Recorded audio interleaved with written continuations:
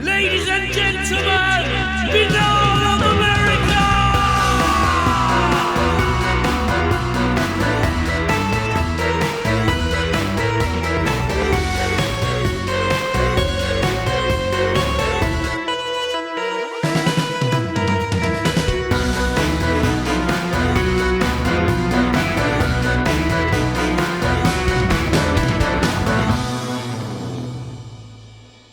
And now, ladies and gentlemen, your host, Tim Binnall. No commercials, no subscriptions, no network, no rules, and at the end of the day, my friends, no comparison.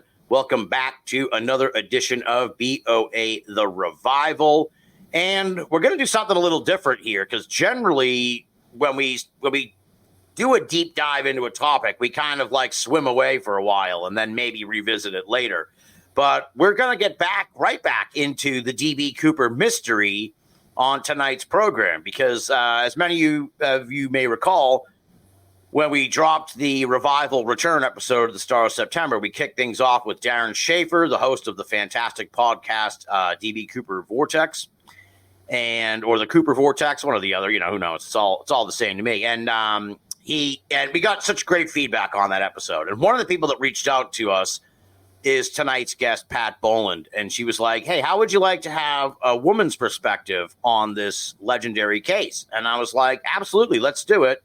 And I came to learn so much more about Pat Boland. She is one of the few women in the DB Cooper research community. And we'll get into that over the course of the evening as well. She's a marketing consultant, a writer, a researcher based in Central Texas. She's an armchair sleuth, avid reader, and world traveler, and her heroes are Tina, Flo, and Alice, who may be familiar names to people who are read up on the Cooper case. So I've been digging into Pat Boland's stuff since we started getting ready to do this interview. She's highly esteemed in the world of DB Cooper research. She's an expert, the only female expert over at the DB Cooper Mystery Group.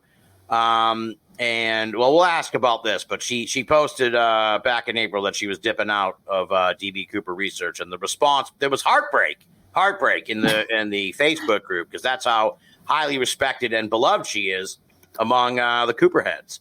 So with all that said, I'm excited, just as excited as I was when we had Darren Schaefer on, because I absolutely love the DB Cooper case, and I could talk about it at length. And so we're going to get into even more stuff. For the folks who heard the DB Cooper show with Darren back in September, we got more stuff. We got more stuff that I hadn't learned about until I dug into Pat's work. So with all that said, let's dig in. Pat Boland, welcome to Binnall of America. Thank you for coming on the show. Thank you for reaching out. Thank you for having me, Tim. I really appreciate it. Yes, I love Darren. So anytime Darren is anywhere, I listen to it. So that's how I found you. He's the man. He's great. He's done an amazing job. And what I like about the show, as I said before we started tonight, I broke my cardinal rule. I generally don't listen to other shows, especially a guest who's coming on my show. I'm going to listen to them on another show. It gets all in my head, and it has a bit, I suppose, from doing this. But I wanted to learn more about your take on the case, what your research has uncovered, and just your general thoughts on the DB Cooper case. So, and kudos to Darren, because that's a show like for the hardcores, big time. That's a big time. That's a show for the serious Cooper heads.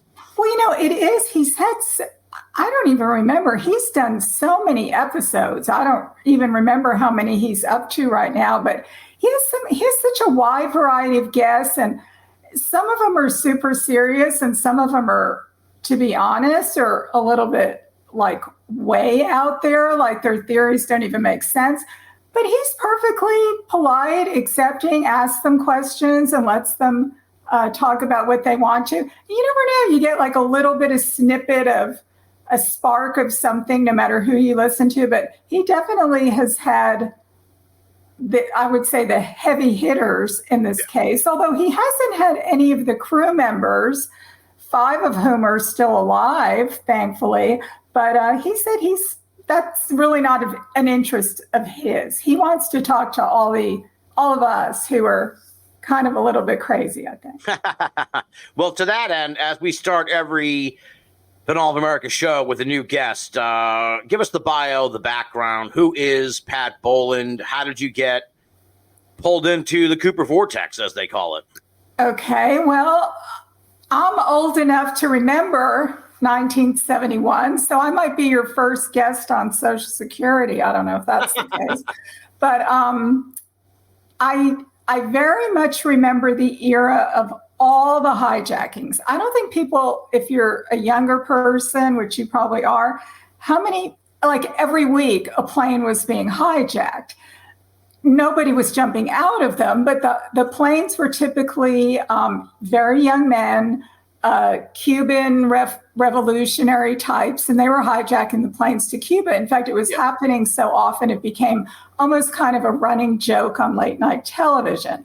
So Cooper was the unicorn, or the first guy who decided that instead of being in the plane when it landed so that he could be arrested, he decided he was going to jump out of it. So I remember all that. I've had just a vague interest in it all these years. I do love to read. I love mysteries. I love, I have a passing interest in true crime, like to watch all the Netflix specials and things. I really think it wasn't until during COVID that I watched something on television, whether it was an old History Channel or one of those, and I just was so fascinated. I have never done anything like this in my life before. I decided to order a couple books.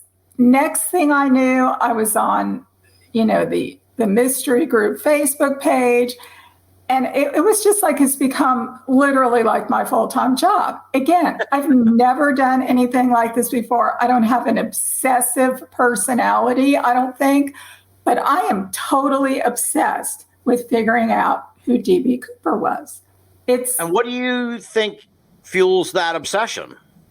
I don't know. I mean, and it's not only me. I mean, so many of us ask ourselves that every day. I mean, when I was a little girl, probably the first things I ever learned how to read were Nancy Drew books. So I admit I wanted to be an FBI agent, like when I was like 10 or something, but I never pursued any sort of law enforcement career. But the nature of the crime, the guy only existed for 5 hours. I mean, there's so many other crimes to look at. This is really the only bizarrely unsolved crime that doesn't have a dead person involved.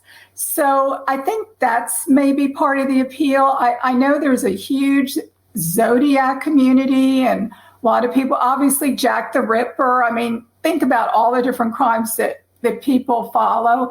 But to me, I don't want to look at, young kids that have been murdered. Right. But this thing, it's the quote unquote victimless crime, even though I don't think it's victimless, and that there were people that were obviously traumatized, but thankfully nobody was physically hurt. So I really don't know why I'm so intrigued. And like you mentioned, for a while, I did kind of drop off the mystery group, but I'm back. I never really gave up. I was always kind of doing things on my own. And I have to say, honestly, I think I'm in deeper, I use the quote from The Godfather when he says, just when I think I'm out of it, they pull me back in, Michael Corleone. I mean, that's like totally me. I'll say, I'm not going to look today. And then I'm looking more than I did the day before. So I have to put out like a public service announcement. Like, if you really don't know a lot about the D.B. Cooper case and you think you want to get into it, this is just a warning. It's like the Hotel California. You can check out, but you can never leave, because once you're in pretty deep, there are very, very few people. After all, this case is almost 53 years old.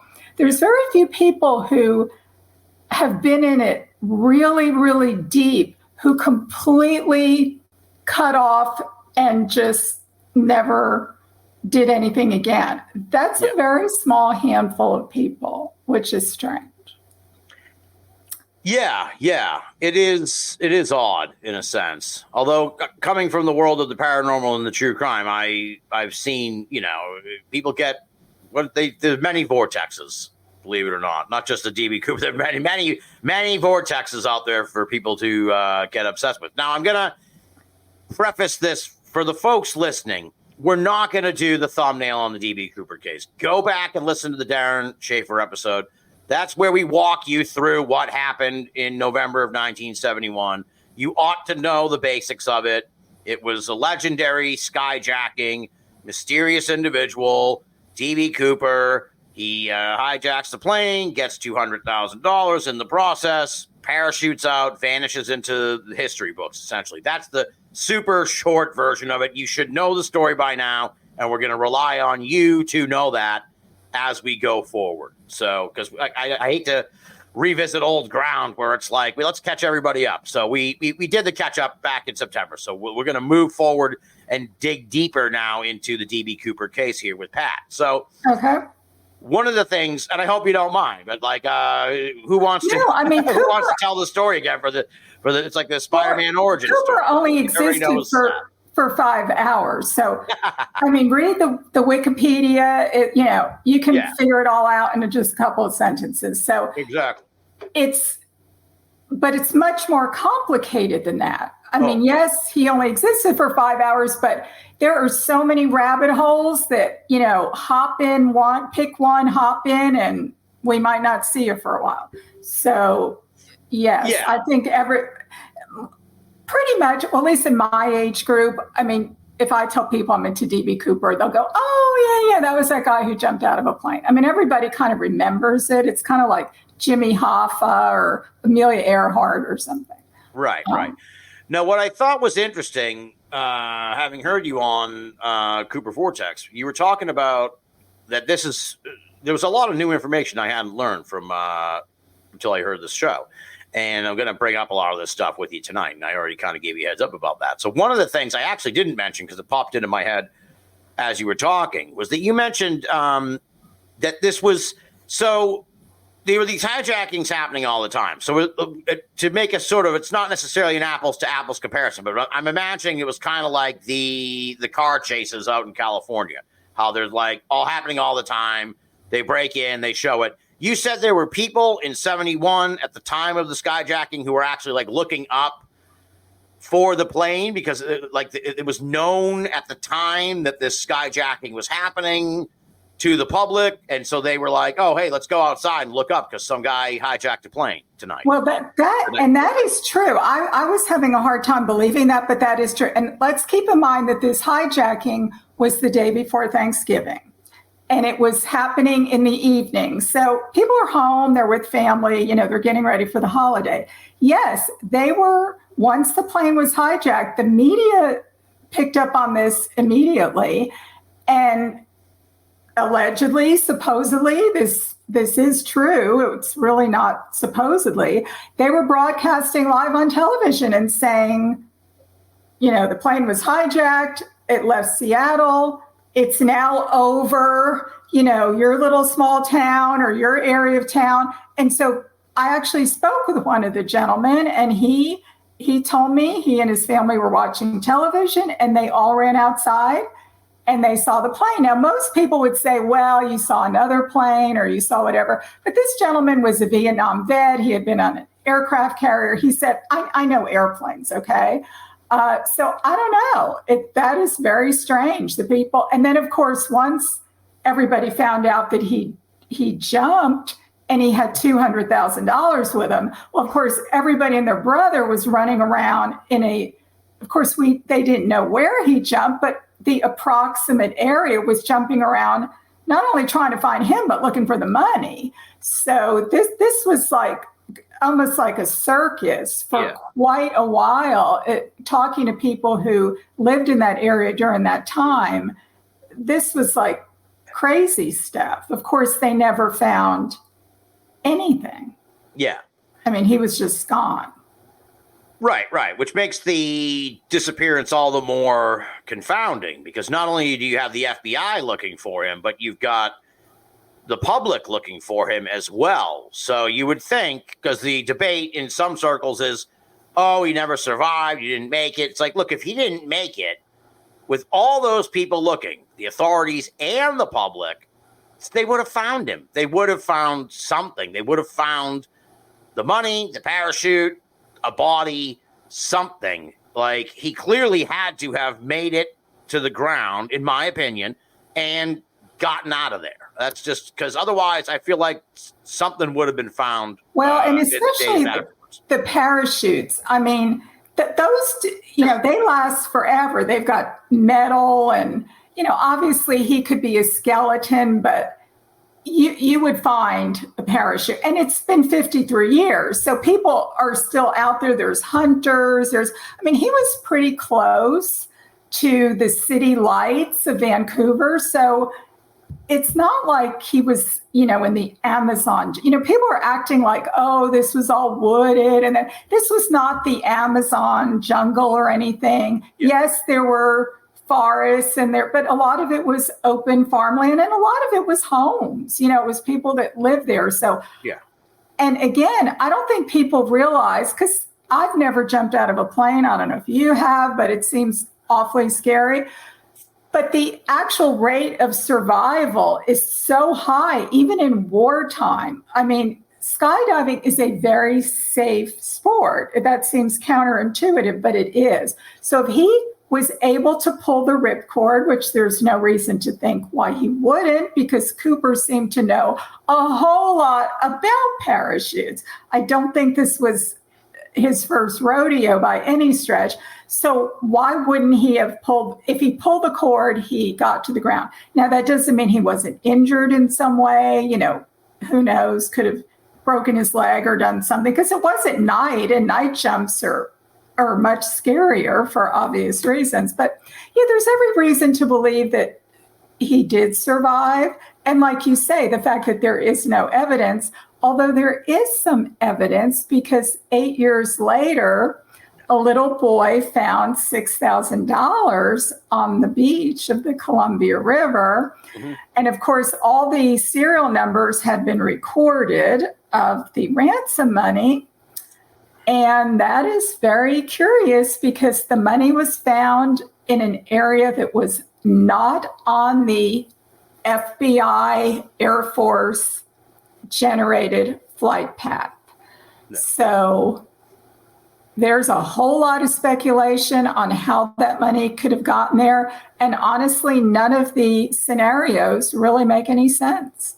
So we don't know, but there it was. It was degraded, but it wasn't degraded enough that it probably had been in the water for a long time. The rubber bands were still on it. So another strange part. But yes, post-hijacking, that's the only thing we have of Cooper, is that money. In the immediate aftermath, I meant. Yeah, absolutely. Yeah, the Tina Bar money is, so it's called the Tina Bar money? Yeah. Tina Bar, and it's about, my understanding, about 10 miles off of the flight path, which is really too far for him to have drifted. People have looked into the wind, there, and of course it depends on when he pulled the cord. When you jump out of a plane, if you pull it immediately, you're going to be in a different spot than if you pull it right before you hit the ground. So basically, the accepted view is that he did not land there, but some of the money did, but only $6,000 of it, not $200,000. So where's the rest of the money? Where's Cooper? Somebody please tell me so I can find a new hobby. I don't know. Yeah. Well, it's it's funny. It's like you've got the Cooper mystery itself, the 1971 mystery, and then just to confound everybody, make everybody even more crazy, it's like, okay, now here's a revelation from 8 years later, like a definite, not like, oh, this is maybe this is connect. No, it's like, we know this is some of the money, dude. And they found it 8 years later. It's like, okay, now this mystery has just gotten even more mysterious. That's kind of, I think, partially why people like it so much. It's, you've got the one mystery, and then you got this boom revelation 8 years later. It's like, whoa, now we're really cooking. And the two of them don't connect. If we found the money where we thought near where he landed, we would think, well, some of it fell out of the back, but no. It has to be we call it the Cooper curse. I mean, everything you find out in this, none of it adds up. I mean, that's a lot of the problem. I mean, people say, well, the FBI, they botched the case or they didn't really look into it enough. Oh my gosh, that is so not true. I don't know if a lot of your listeners realize that, when the FBI, when they interview someone or there's a tip come in or something happens, they actually have to make a report, and it's called a 302. That's just the name of the form.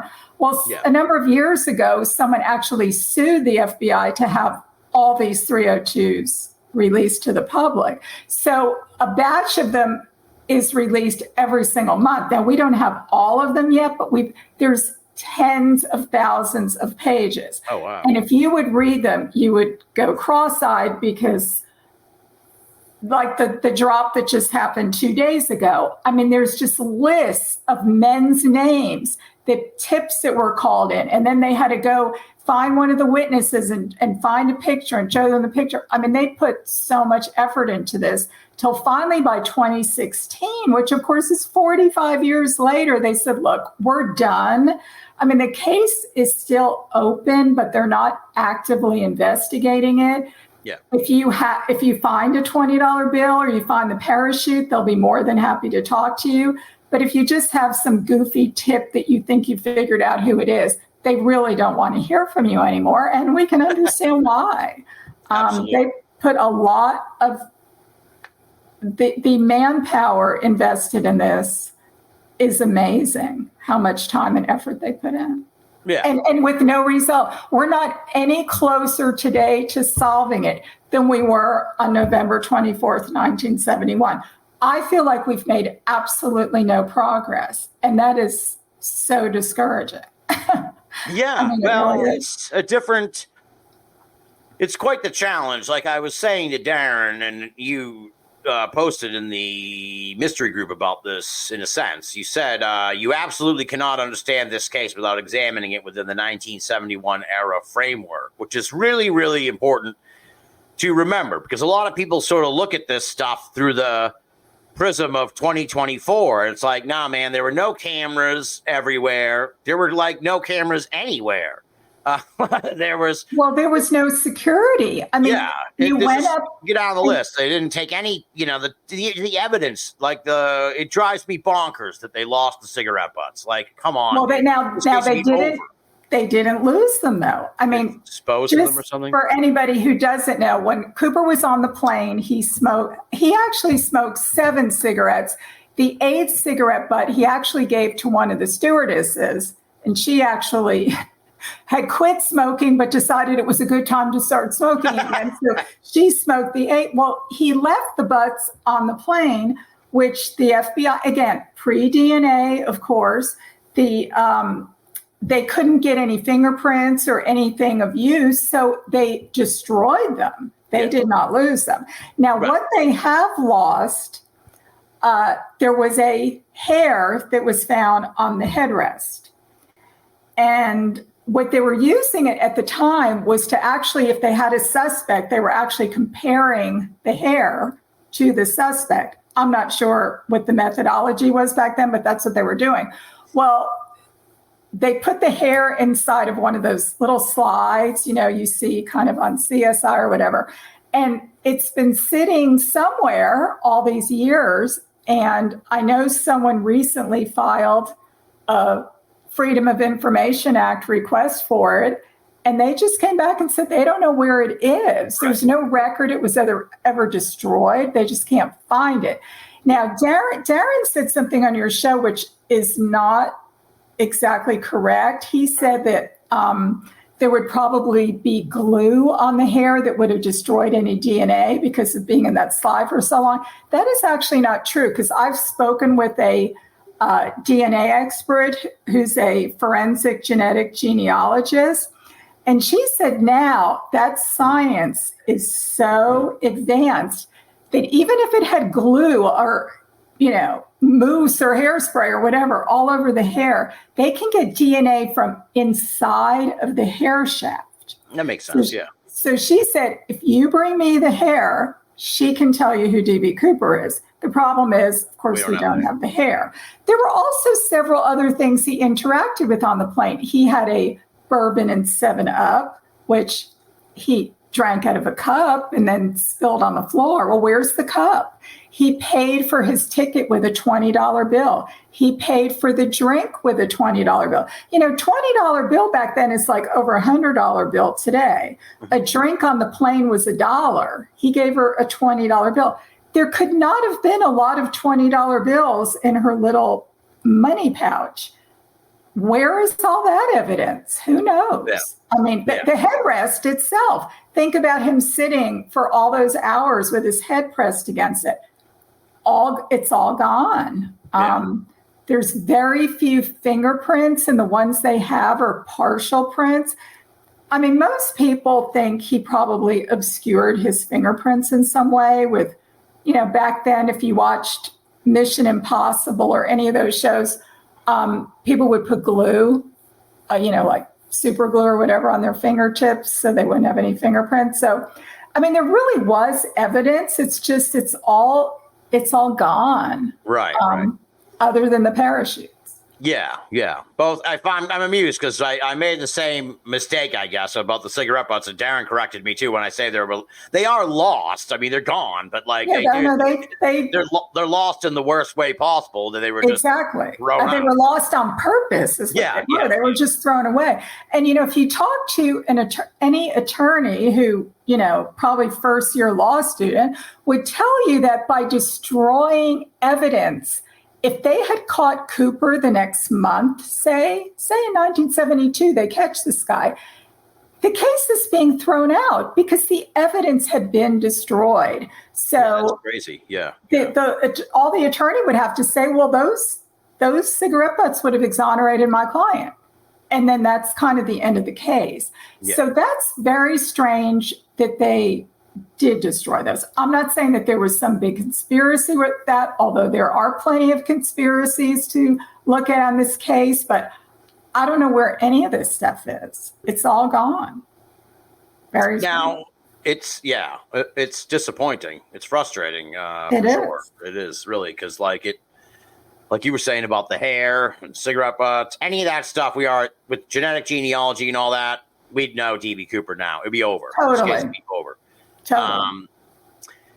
So when listening to you and Darren on Cooper Vortex, because I have a pretty good understanding of this case. I mean, I'm not as versed as you guys. I've only dipped my feet into the Cooper Vortex, so I haven't. Okay, well, watch out. I know. You two are pulling me in deeper and deeper. I know we are. Because I'm listening to this, and you guys are kind of chatting back and forth about this mystery bag, and I'm like, what? What is this? There's a mystery bag now I'm sure all the hardcore Cooper fans are like, oh man, this guy doesn't know about the mystery bag. Sorry, this is news to me. What is this mystery bag that apparently Cooper had with him aboard the plane? Yes. Okay. Cooper boarded the plane. Now, a couple people saw him at the airport. The only people who recollect seeing him were the guy who sold him the ticket and then the guy who took his ticket before he got on the plane. Okay. Mm-hmm. And they both just said that he had a briefcase. That's all they saw, which of course became famous when he told the stewardesses it had a bomb in it. But once he was on the plane, he had a bag with him. Now, it's been described differently depending on which witness you ask. Really, only a couple people saw it because he had it underneath his seat. Okay. But it was kind of like a shirt. Tina, who was the stewardess who spent the most time with him, she said it was kind of a shirt bag, which to me sounds like an old department store bag, like a sleeve bag where you kind of slide a shirt into maybe. Okay.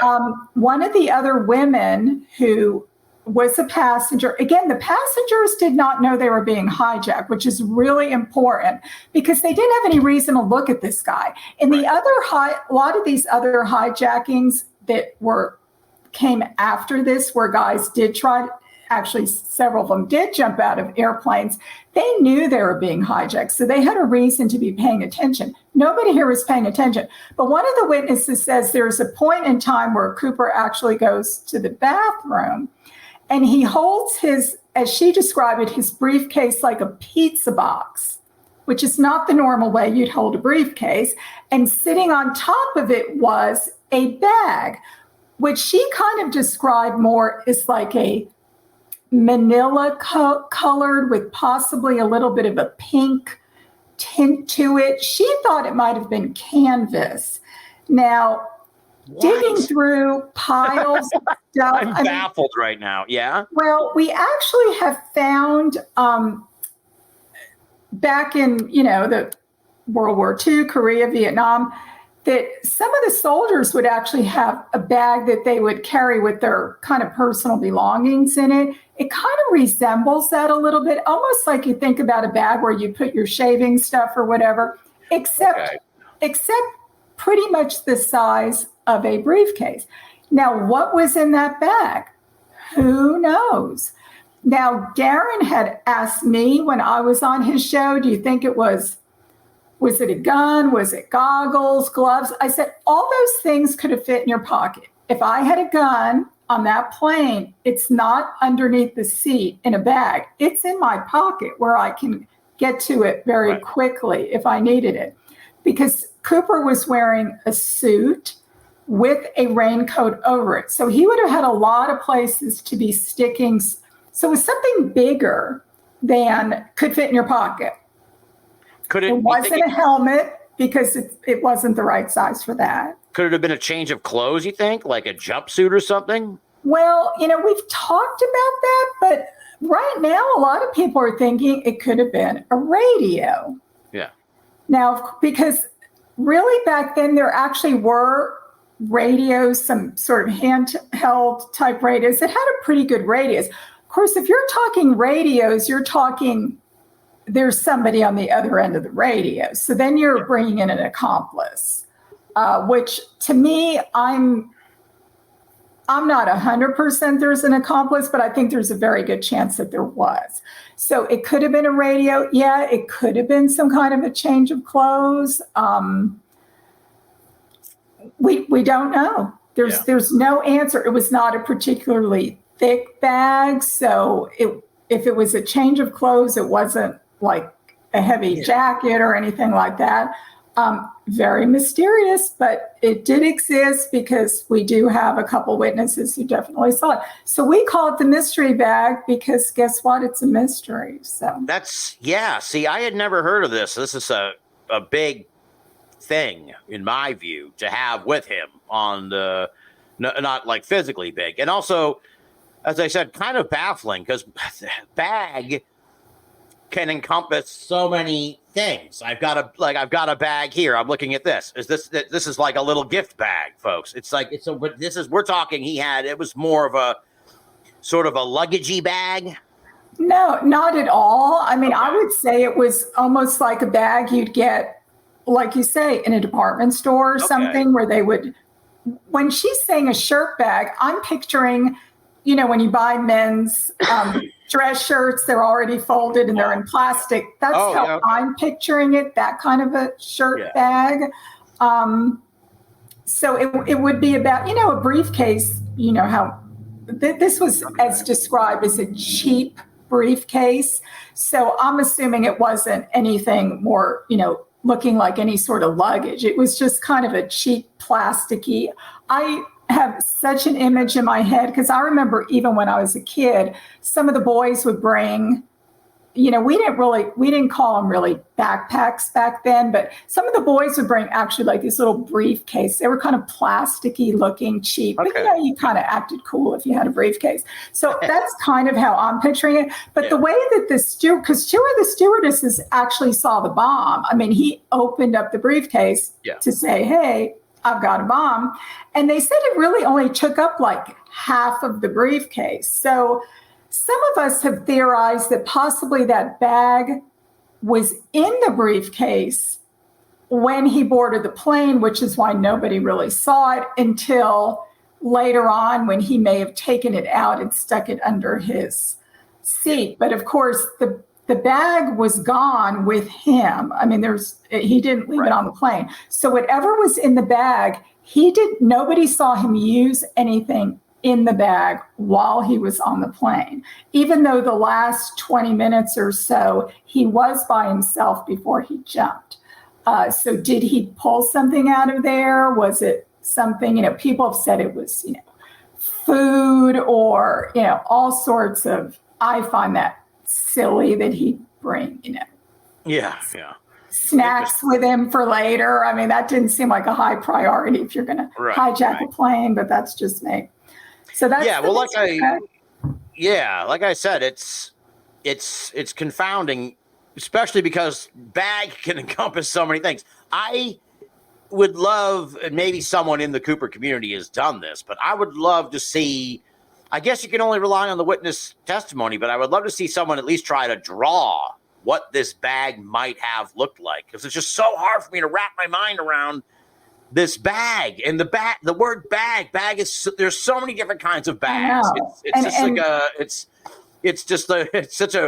It's the worst thing you could have, like a bag. It's like, well, I know it's so generic in general, but the fact that one person said they thought it was more like a paper bag. In fact, she said it was almost like a shiny material, whereas the other lady made it seem like it was more of a canvasy type material, which would have been something that wasn't a throwaway, that might have been something, he had used for some other purpose at another point in time. So when you find the bag, when you're out looking for Cooper and the parachute and the briefcase, you got to be looking for the bag too, because we don't know where that is either. Yeah. See, that was crazy to me hearing you guys talk about that, because I have looked at this case quite a bit. I've seen the document. I've never heard any mention of this mysterious bag. So I'm like, wait a minute, there's a bag now? So another thing that I had learned from listening to you guys chat was that Cooper had offered the crew Benzedrine, which is some kind of drug. Tell me more about this. Like, it's news to me. This is a prescription drug, I guess, or maybe not, for depression, right? This kind of came out later on. Benzedrine was, commonly used back then as a legitimate pharmaceutical for depression, anxiety, things like this. Now, it was also sold a lot on the black market. Of course, that was the era of, drugs, as we know, not that it isn't today, but certainly the 60s was notorious for that. Yeah.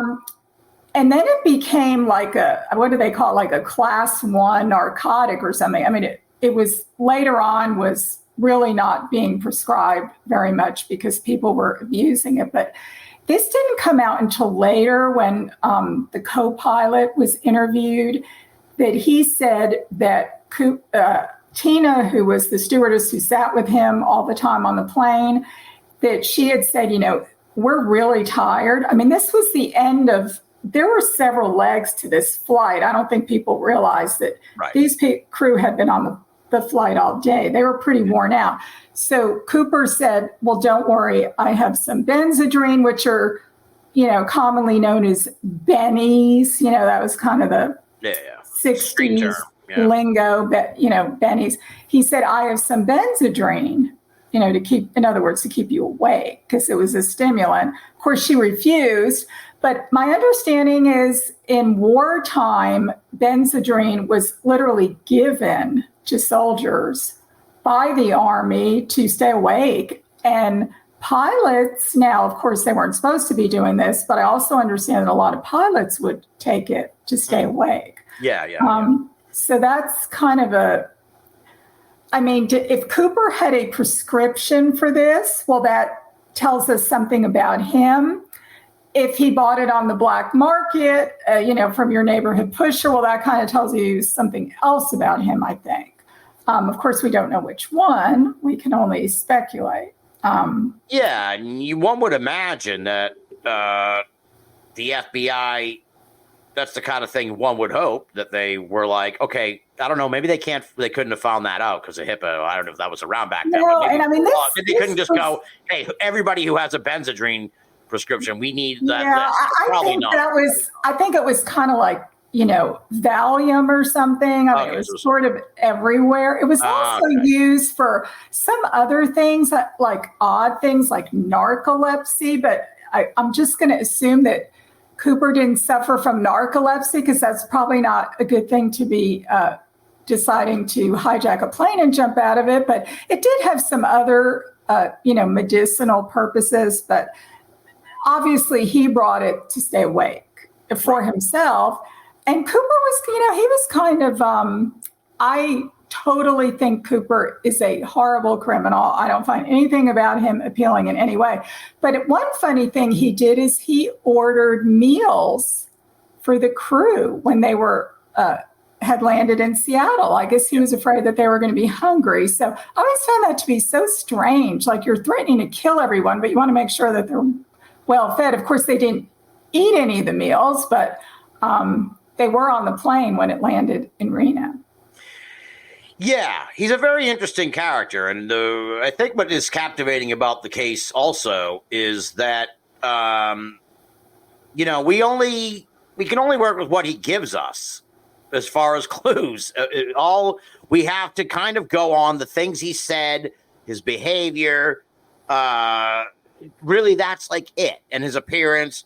I mean, we're really just kind of dependent upon this brief 5-hour period and dissecting and getting, as the Cooper folks do, like getting deep, deep, deep into the weeds on like what he did, the little things he said. One of these is like the clue. One of these is the thing that, or all of them together, we have to synthesize this, and we would be able to narrow it down to someone by virtue of, well, he said this, so he would have to have knowledge of the planes. He also parachuted, so he would probably have to have parachute knowledge. He mentioned Minnesota. Now he's doing Benzedrine. You mentioned that it's important for people to remember that Cooper was probably like in his 40s. That's what they believe. So he was like a middle-aged guy. This is not a young guy who, young people, they think they got nothing to lose, right? That's they kind of live their life that way. God bless them. I wish I could totally live that way too. I mean, I think that is probably the most interesting thing about him is his age. Of course, we don't know his age because he's, depending on which witness you ask, he's anywhere from, 35 to in his 50s, which is a pretty big stretch. But we know this just statistically, and it even applies today. Most crimes are committed by young men. I mean, if you look statistically, and certainly back then, it would have been even more so. So the fact that this guy, and again, I say this all the time, nowadays, Tom Cruise, who's like my age, is jumping out of, airplanes and doing all these crazy stunts because 60 is the new 40 and all that. It was not like that in 1971. I mean, the FBI, their profile has Cooper at 48. I mean, that was kind of like, their synthesis of all the different, people that, passengers and crew and everything.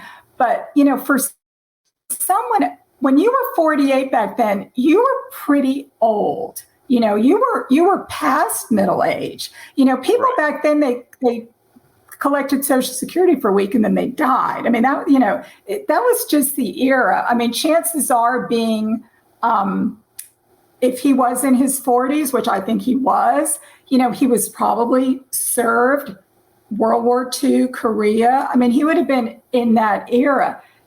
It's so odd for a man to just, that's why I think Cooper had to have had some previous criminal background. I'm not saying he was like some master criminal but you just don't wake up one morning when you're 48 and decide, unless you are so desperate, you have a sick child, you're about to lose your home, there's something horrible going on in your life, except Cooper was acting so calm. I mean, the stewardess, they said he was really nice. He was polite. He didn't use any bad language. He was, he was very calm. He was smoking his cigarettes. So that's why I think Cooper had to have, this was not his first rodeo. it was not only the first time he jumped out of a plane, I think this was not the first time he committed a crime, because he seemed awfully confident and complacent about the circumstances. And to me, that's really, really important not to forget. There's a lot of people who think that Cooper, didn't have any skydiving experience. He didn't know anything about airplanes. I think that is so contradicted in the evidence, in the FBI files, the terminology that he used, his proficiency with the parachutes. And I know we were going to talk about the chutes. He knew the lingo. He told one of the stewardesses to get back to her station. He knew it was called an interphone, they talked to the cockpit. I mean, nobody knows. This is not something you or I would know about if we don't work for an airline. He knew the configuration. He gave them very specific instructions on how the plane was to fly. And you ask any pilot, and I have asked a lot of them, and they all say this is not something that a person who does not know about aviation would ever in a million years. Like, what does flaps at 15 mean? Do you know what that means? But that's what Cooper said. He wanted an unpressurized cabin. He wanted them to fly with the stairs down. Well, the pilots didn't even know if they could do that. The ground did not know that. They had to call Boeing and ask, can the plane fly with the back stairs down? So how did Cooper know that? So anyone who says, well, he just figured all this out, well, no, he didn't. I mean, he just didn't. It doesn't make sense. Right. And this was like before the internet, where you could get on there and you could probably spend like a month learning everything you could possibly learn about. And you probably now. could, Yeah. but not back then. And there were only 2 jets back then that had the aft stairs, which are the stairs in the back, because you really don't want to jump out of the side door of a plane because you're going to end up getting sucked into the engine. So he knew that particular model was able to put down those stairs, and that you were able to, that he was able to jump out of them. Yeah. Again, how did he figure this out? I mean, I have a few ideas on that, but, and I'm certainly not the first person to come up with this, but there were a lot of stuff was going on with 727s over in Southeast Asia during the Vietnam War, and they were practicing jumping out of 727s. Yeah. So a lot of people do connect that to possibly Cooper was from that world, that he would have known. Interesting. Yeah, well, just for a laugh, just to point this out, we're talking about the age. This always kind of makes me uneasy, because I just turned 45 earlier in the year. For the folks, you like the Golden Girls, folks. The 3 young Golden Girls were all said to be in their mid-50s. So it's like, okay. Oh, I know. Nowadays it would be unfathomable that a show with mid-50s ladies would be Golden Girls, that they would be in the twilight of their lives. That's insane. But that's how. Then we're talking about the age. And the Golden Girls is really not that long ago. I mean, I've seen on social media, there's funny thing of all the TV shows that were popular, like in the 70s. I don't know if you remember All in the Family. I mean, Archie and Edith Bunker. I mean, that was like the top show in 1971. I mean, they really look like your parents, okay? Right. Except they were in their 40s. They were like your age. Yeah. It's hilarious. So, Cooper looked, again, if you were around back then, you would, have a sense of how people acted. A lot of people say, oh, well, he was so polite to the stewardesses. Actually, the FBI had him pegged as being Catholic because he didn't use any bad language, which I thought was sort of hilarious. My theory is men didn't use bad language in front of young ladies or ladies in general back then. Yeah. I mean, keep in mind, and I call them stewardesses, not to insult them, because I know we call them now flight attendants, is because back then they were called stewardesses. So that's what they were, right? So there were 3 stewardesses on the plane. They were all under the age of 25. I mean, these were kids, okay? They were really young girls. So that's why I think for them to try to guess the age of a middle-aged man would be really difficult. Just like you would probably have a hard time maybe judging a bunch of people that were in their 70s and 80s, just because you're so much younger than that. And so that's why this whole age thing is, I think, really thrown the case in a weird direction, because people argue about that all the time. I don't think we know how old Cooper was. He wasn't 25. He probably wasn't 35. Yeah. But we don't know. Yeah, it's quite the mystery. Now, you have posited that the motivation behind this. You seem to think that, like, he was desperate, or at least what at last I heard from you, that he needed this money. This wasn't like some thrill thing that he was doing. He wasn't doing this to get a thrill and to sort of never have to work again or whatever. Like, there was some kind of pressing need for him to get the $200,000. Is that what you're thinking of it? Well, this guy was not James Bond. Okay. He was not doing this just for some adrenaline rush, or because he was trying to stick it to the man, as we said back then. There's a lot that's talked about, because Cooper did tell the stewardess, Tina, that he had a grudge, because she asked him, do you have some sort of grudge against our airline? And he said, no, but I have a grudge. Well, I maintain by the time you get to be 45, everybody has a grudge against something. So I just, who knows what his grudge was? I mean, it didn't have to be. But yeah, I mean, why would you do this? Back in November of 1971, air piracy was a federal death penalty offense. Oh, wow. So if Cooper had been caught, he could have received the death penalty. Now, several months later, the Supreme Court overturned the federal death penalty, but you would not have known that in November of 71. So this was a very serious thing to do. Nobody's doing this because unless they're completely and totally insane, but there was no indication. Cooper was not acting erratically. In fact, he was acting quite, when things did not go his way, he didn't freak out. There were a bunch of copycats after Cooper, since he got away with it, really. Several men hijacked planes, but they were out of control. They were pulling guns on people. One of them put a noose around the neck of the pilot, I think. I mean, they were out of control. Cooper was never out of control. He was calm. Like I said, the passengers never knew anything. So the guy wasn't crazy. He had a mission.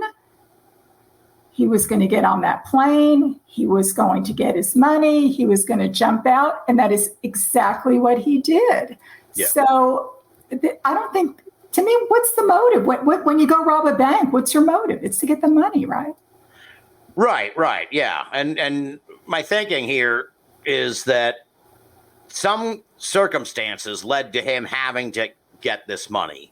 And then he's probably like, okay, I've got to come up with $200,000 for X reason. So he's probably thinking to himself, I imagine that he's like, I've jumped out of planes hundreds of times. That's the easiest way to actually make a getaway rather than, say, robbing a bank. Because if I rob a bank, I've jumped out of planes hundreds of times. So what I'm going to do is what he did. That's a kind of my rudimentary. I completely agree. Came up with this idea. I don't think people realize that even today, the average bank robber nets like $8,000. I mean, now, unless you're talking about, a movie where it's an Ocean's 11 heist and they're drilling into the safe and all this stuff. Okay, that requires a crew and all sorts of other type of things. But just your average guy who goes into a bank, they don't keep a lot of money floating around in banks. I mean, they just, for many reasons, but they just do not. So no, he was not going to walk into a bank and walk out with $200,000. That was not going to happen. So in a way, I mean, it was a very creative idea. And I think you're right. And Darren talks about this all the time. if you were going to pull off a heist and you had never scuba dived before, are you planning your escape by scuba diving? Well, Right. Of course you're not. You're not going to wait. Oh, gee, I think I'll figure it out. The other thing that makes me crazy is people say, well, he jumped and then he didn't know what to do. No, nobody plans this out and does not have a plan of what they're going to do when they get on the ground, right? I mean, the guy was not stupid. I mean, there was nothing about him. Yes, he kind of made some mistakes. He got thrown for a loop a number of times when they didn't meet his demands as he asked. But he did not flip out. This was a guy who, to me, the way he acted, he was sort of regimented, I think, in his thinking. To me, it really speaks of someone who possibly was in a military situation where he was giving orders. He was able to regroup, to, pivot when he meant to go A, went B, so he figured that out. It's like the money. I mean, he asked for a knapsack with $200,000 in it. Well, instead of bringing a knapsack, they brought one of those money bags like you see, in the old cartoons. It almost had a big dollar sign on it. I mean, it didn't. It said See First Bank on it. It was one of those kind of cheesy canvas bags. Okay, now he's got a bomb. There's no explanation why they didn't give him a knapsack, but he has a bomb. Wouldn't any other hijacker have said, excuse me, I've got a bomb here, get me a blankety blank knapsack? But he didn't do that. Instead of doing that, he rigged it up so that he could use the bag as it was. Yeah. So his behavior is so contradictory. I mean, after this was over, the stewardesses all said, how nice he was. Well, who says that about a guy who just threatened to kill you? Right. Yeah, he's a contradiction. He really is. But yeah, the way you're describing it was kind of also what I was thinking, where it's just like, some kind of military, some kind of authority figure-ish kind of position, maybe like even a police chief or something. I don't know, but someone cool under pressure, able to pivot at a moment's notice, focused, meticulous, and skilled with being able to parachute. And it's kind of like to take what you were saying with Darren's example and sort of reverse it. It's like if you were an accomplished scuba diver and you needed $200,000 and you knew they were having some gala out on a yacht, you'd be like, well, that's how I'm going to do it. I'm going to rob the yacht and scuba dive away because I'm a super accomplished scuba diver. Of course. I think it's like, okay, that's probably kind of how D.B. Cooper came up with all this. To me, that's the only thing that makes sense. How long into the flight was it before he launched the mission, so to speak? Well, that's very curious because they literally had not taken off yet. Oh, wow. Remember, he's sitting in the back row. Okay. They're taxiing on the runway. He hands two of the stewardesses were in the back. One of them was up in first class. Okay. He hands her a note.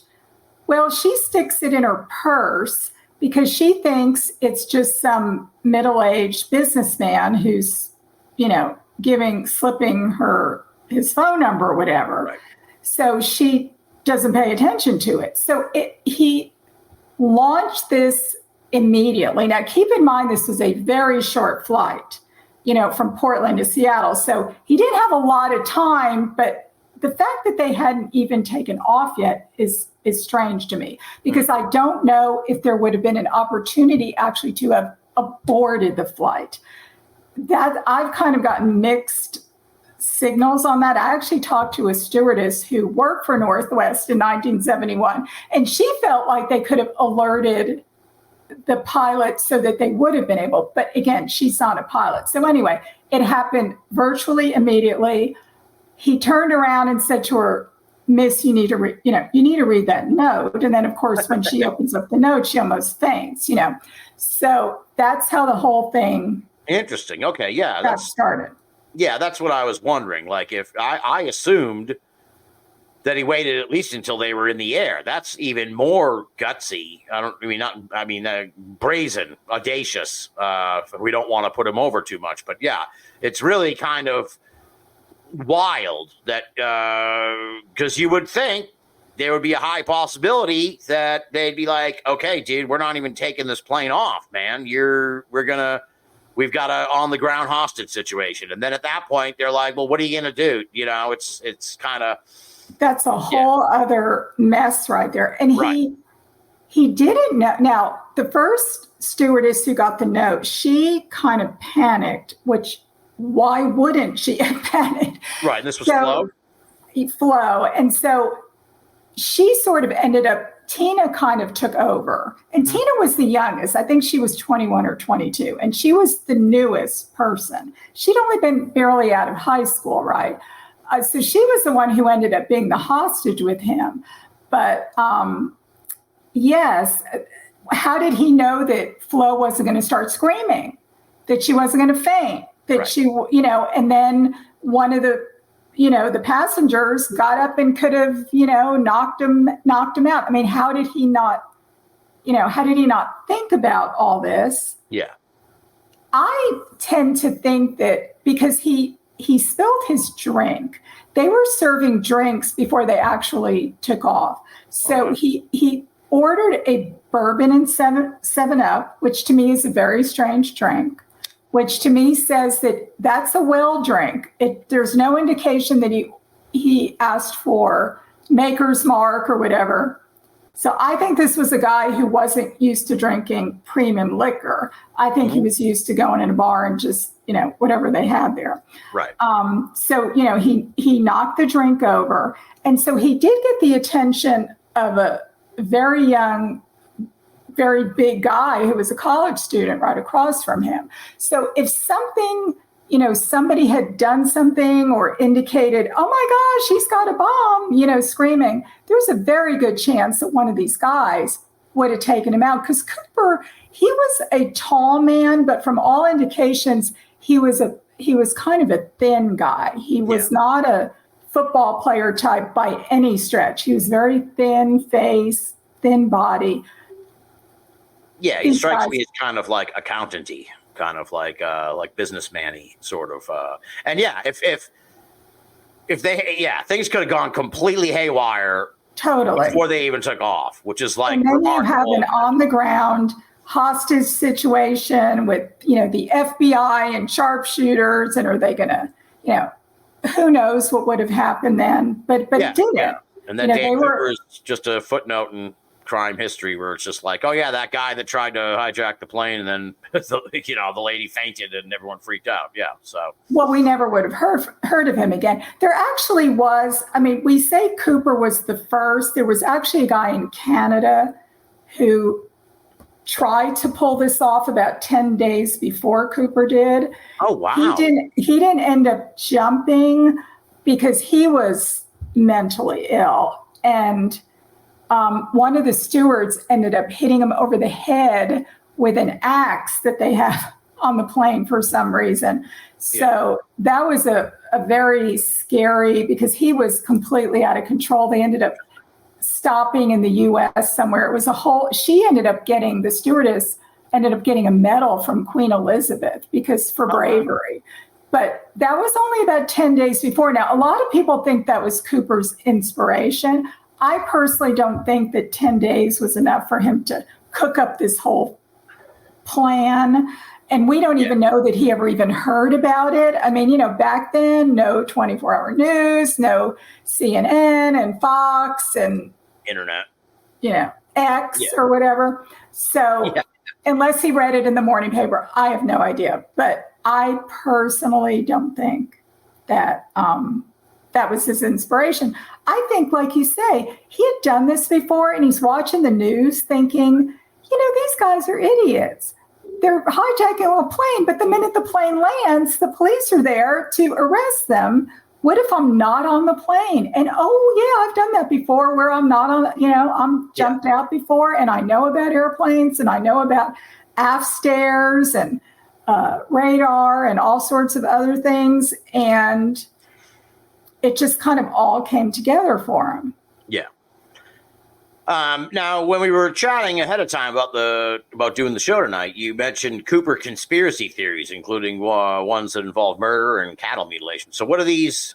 What are these conspiracy theories that you? Well, okay. Well, the murder that is involved in this actually didn't take place until decades after. But like I said before, Cooper asked for 4 parachutes. Okay, 2 what they call back chutes and 2 front chutes. The front chutes are reserve. In other words, if you jump and your back malfunctions, you have the reserve. It's pretty simple, really. Back up, yeah. But even though the back chutes and the front chutes actually came from 2 different places, oddly, this was another strange part of the story. They couldn't find any parachutes. Cooper even said McCord Air Force Base is like 20 minutes away or whatever. So he knew that. He knew the area, but they weren't able to get chutes from there because, again, it's Thanksgiving Eve. Nobody's around. So they end up rounding up some back chutes from one place, some front chutes from somewhere else. So, so now what were we talking about? The murder.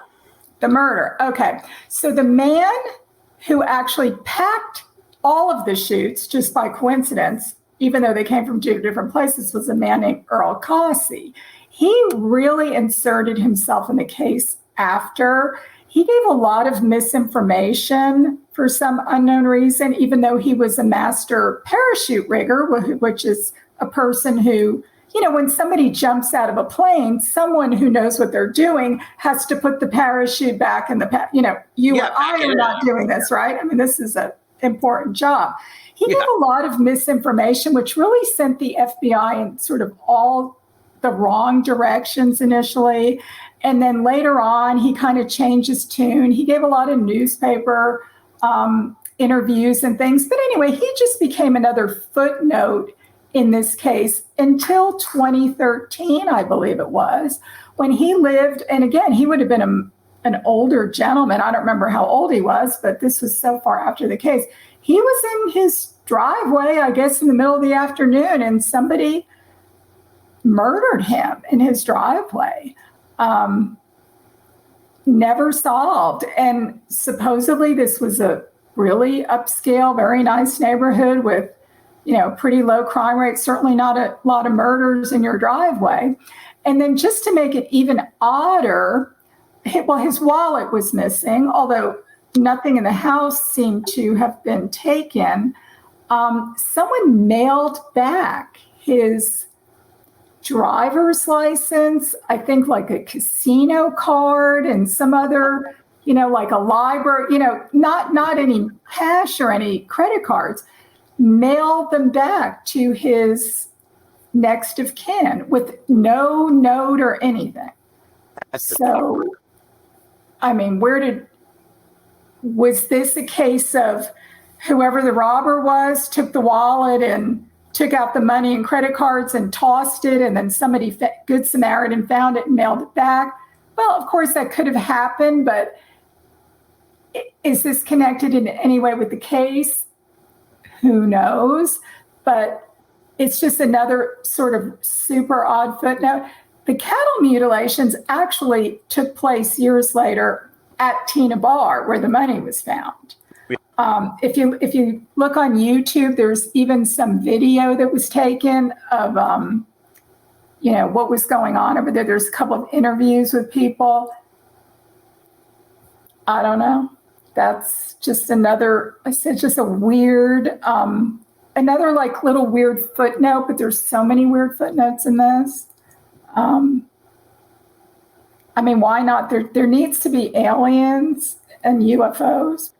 Now, Darren mentioned this when we were chatting, and you alluded to it here earlier, that there was some kind of like 727 jumping stuff, clandestine things happening with the government, maybe with Vietnam, maybe with drug running. I don't know exactly what the whole story is. The Air America thing, I think it is. Exactly. Everybody needs to, if you want to read more, there's a lot of stuff out there. In fact, there was a movie made with Mel Gibson, I think like around 1990 called Air America. That was actually not a very good movie, but Air America was kind of an umbrella of several legitimate airlines that were actually run by and owned by the CIA, but they were incorporated just like a real airline. They actually sometimes had real passengers on it, but what they were doing were covert operations around the world. Now, there were some of them stationed in Southeast Asia. Okay, this was in the late 60s, of course, the height of the Vietnam War. Well, they had acquired 3 727s. I think one of them ended up crashing, but they had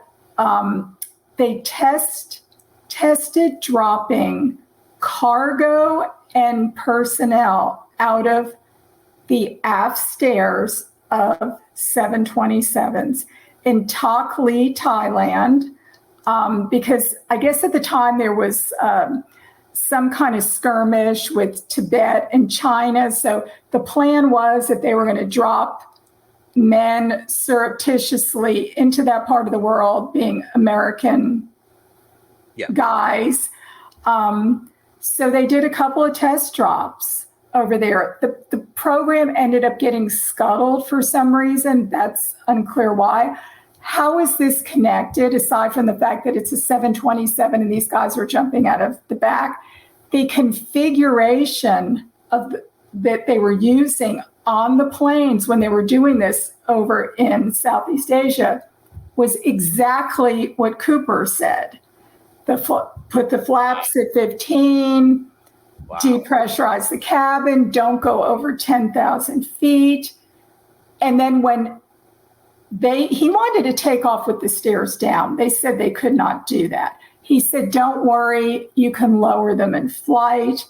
So that is where, again, this is not my idea. This has been talked about basically since November of 71, because some of the first people that were interviewed were actually a couple of the guys who were on one of those flights who jumped out of the 727s over in Thailand, because a lot of them were back in the US. Now, Air America, these guys were not part of the US military. They were people that were hired, sort of really mercenaries that were hired as pilots, kickers, which are the guys who, load cargo on the plane. So that's really the connection there, is that if you ask a pilot, that is not a normal way that you fly. I mean, what Cooper was doing was he was slowing down the plane by the flaps. Oh, and he also wanted the landing gear to remain down when they took off and flew. So all this is pointing directly to exactly what these guys were doing over in Thailand. Now, a lot of these guys were perfect, and I've spoken with a number of them. I'm interviewing one of them at the DB Cooper conference. He's a super lovely man who was a pilot over there. And a lot of these guys were really heroes. I mean, they were evacuating kids that were in, the war-torn Laos and everything, all this stuff that was going on. Some of them, unfortunately, were shady, but was one of these guys Cooper? I don't know, but it's a huge coincidence that he knew the exact specifications for that plane to fly. And the guys who did jump, the one that I spoke with, who was actually one of the people who did jump out of it, there's a couple of them that are still alive. He said that even though they were just jumping out of the plane, they weren't flying it, he said they were told what the configuration of the plane was. So they would have known that. So did they tell somebody? Did they get back to the States and tell, a guy in a bar? Did they tell an old Army buddy? We don't know, but that is the connection to Air America. And it's kind of hard to explain. I think it's a critical connection. I think that, was this like a clandestine thing that the public didn't know? Totally. Okay. Because according to our federal government, we were not operating in those Laos and Cambodia. Okay. This was the Vietnam War. So all this stuff was going on totally covertly. Some of the guys who jumped out of these airplanes were actually CIA. Others were just, I don't want to say guns for hire, but, they've actually put ads in the paper. We need pilots. So a lot of ex-Air Force guys signed up, and a lot of former smoke jumpers. Oh, interesting. That was a lot of the people that Air America hired were guys that, because they were used to, talk about a dangerous profession. They're jumping out of planes into forest fires. Right. So they hired a lot of those guys. And these were not just, your average guy. They were pretty brave. And as one of them told me, it was really hard when he came back home because he just really thrived on the adrenaline rush of what they were doing over there, which was kind of crazy stuff. So the two things come to mind when I hear that. So then maybe our thoughts about him being desperate for the money may not. Maybe we have to bring back the possibility that this was a thrill. I don't think that. Maybe. I don't think that was his, his main goal, because you can get thrills a lot of different ways. He could have parachuted on his own anyway, right? So I think, again, risking the lives of 40 other people was not a good plan. And I don't know. I think he wanted the money. There was a famous bank robber back in the day, Willie Sutton. They asked him, "Why do you rob banks?" He said, "Well, that's because that's where the money is." I don't think we need like a psych profile to figure out why was he doing this. Now, why did he only ask for $200,000? Well, in today's money, that's like 1.4 million or something. But some of the other hijackers asked for a lot more money than that. So he seemed to have something specific. Some people have brought up, well, 200,000 is easily divisible in two, which is kind of an interesting plan. But, the bank had all that money sitting there, which to me is something that somebody really needs to look into, because the party line for a long time was that there were these ransom packs of money all over the country, because unfortunately back then kidnapping was kind of a big thing, which is horrifying to think someone's kidnapping your child and wanting money for it. But so the theory was that all these banks around the country had these ransom packs just ready in case of an event like this. Well, I always found that to be kind of strange, because banks don't make money by just leaving it in a vault. And it was really not clear who was providing these ransom packs. Well, anyway, at our last CooperCon, we were lucky enough to have the actual gentleman who worked at the bank the ransom money came from, and he drove the money to the airport to be handed over to the guy who brought it to the plane to give to Cooper. So he knew, this was firsthand information.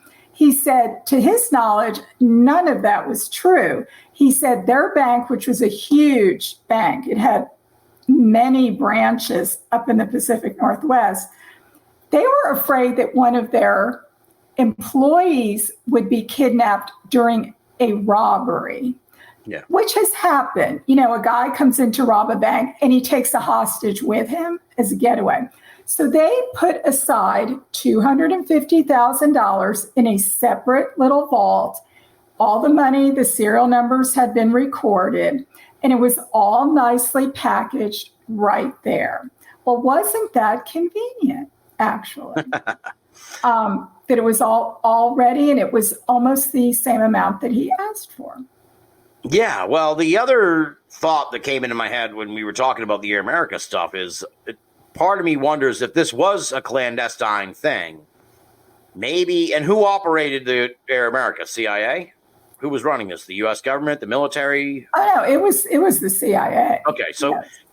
It makes me wonder if like the CIA, I wonder if they knew who it was. If they were like, look, we have a list of all the people that were involved in this program, and we know that it was George because we can put it together, but we cannot tell them, the FBI, we got to just keep our mouth shut and not let them know it was George, because then this all will come out. Like, I wonder if that's. Well, why. Tim, you are not the only one who has that theory, believe me. A lot of people think that because historically, remember J. Edgar Hoover, I mean, he's a character, right? Mm-hmm. He was the head of the FBI back then. The CIA and the FBI notoriously did not get along. Okay. And keep in mind, the FBI is supposed to be operating in the U.S. The CIA is operating outside the U.S., right? Mm-hmm. So a lot of people think maybe the CIA knew. It would have looked really bad if all this came out, what they were doing. And they didn't tell the FBI. They just let them go on their merry way and, try to solve the case. But they either got Cooper out of there or somehow gave him a fake alibi or whatever, that the FBI wouldn't have looked at him anymore. Right. Is that true? I don't know. I do know that they did interview a few guys who were with Air America, and it's not really clear how the FBI found them. So that's very strange. And that information doesn't seem to be showing up very much in the FBI files. So the specificity of it is makes me think that he's somehow affiliated with this program. It would be interesting, given how long it's been. And I'm sure there are people who they're Cooper heads there. I'm sure there are people who have just dug, not necessarily that they're involved with Cooper research, but who have sort of just researched the Air America thing. Be interesting if there's any like FOIA stuff on that. If there's any, it would be interesting to do sort of a cross examination. There's a lot. And we, up until recently, thought that there was only one test jump over there. And now a person that I was speaking with who has FOIA the CIA, they haven't gotten the information yet, is that there were actually 2 test jumps. A lot of people, even though there were like 10 people on the plane when this was happening, a lot of people knew about this. I think people think, somebody said to me, well, they would have figured it out. This wasn't really that many guys. Oh, there were like 10,000 people who were affiliated with Air America. So this was not just, 10 guys in the back of an airplane. A lot of people would have known about this. And again, people talk. I mean, this guy might have been involved in this over there, came back to the U.S., and had this cooking up in his head for a while, and he might have enlisted a friend or whatever. We don't know. But it's certainly, if anyone is interested to really look into Air America, there's a lot of really interesting books, several of them written by some of the guys that were actually over there.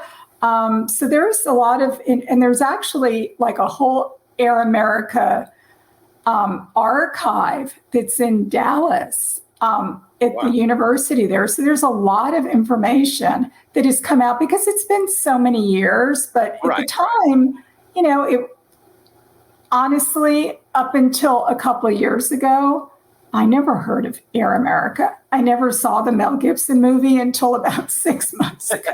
It didn't mean anything to me. So this is just something I think that the average person didn't know anything about. Yeah.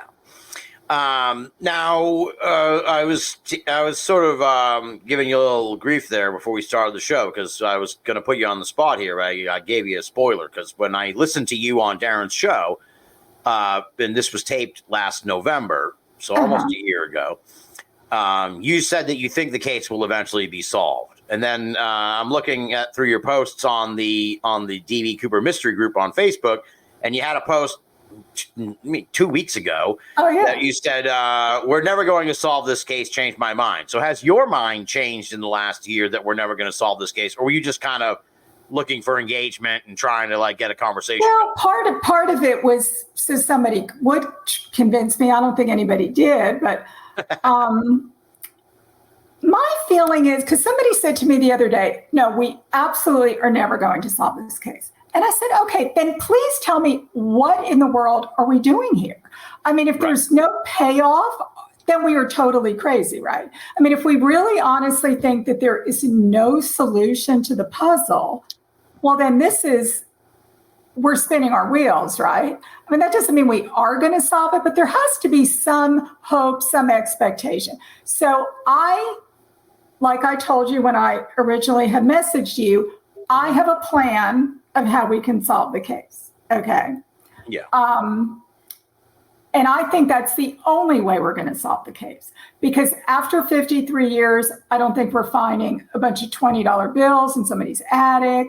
In fact, the money was never spent as far as we know. I mean, they were looking for the banks, casinos, they all had the dollar, the serial numbers. As far as we know, the money was never spent. Now, it could have been, who knows what happened to it. Obviously, some of it ended up on a riverbed.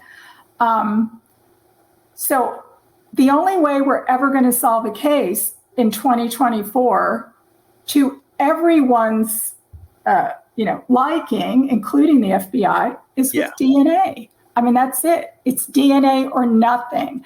And if you read the newspaper or you follow all these pages I do, every single day they are solving another case with DNA. Okay, so where is Cooper's DNA, you ask, right? Do you know where Cooper's DNA is? Are you asking me? I'm asking you. Do you know? Well, you kind of gave it away when we chatted beforehand, but on the parachutes, presumably, I think you mean the parachutes that were left behind. Of course. Now, Cooper famously left his dirty, cheap JCPenney clip-on tie on the plane, okay, which is the only piece of evidence we have that predates the hijacking. I mean, everything else we have is from November 24th forward, which would be the shoots, the Tina Bar money, et cetera, et cetera. But that tie, that was an old crummy tie. It has the most, I know you and Darren talked about the most bizarre assortment of exotic particles. I hated chemistry in high school. Everything on the periodic table is on that tie. Nobody's been able to figure it out by now. So I've pretty much given up on that. All right. I'm going to just jump in and agree with you. I'm not a tie fan. Okay. I mean, it's too complicated. Like, it's so esoteric and it's so deep in the weeds. And to me, I've read the theories that they trace it to like a plant in Pennsylvania, and it's like through the guy that they think is the guy. It's like, that's no way it's that guy. Like his family's like, no. I completely agree. There's a whole new scan of the tie that they've done.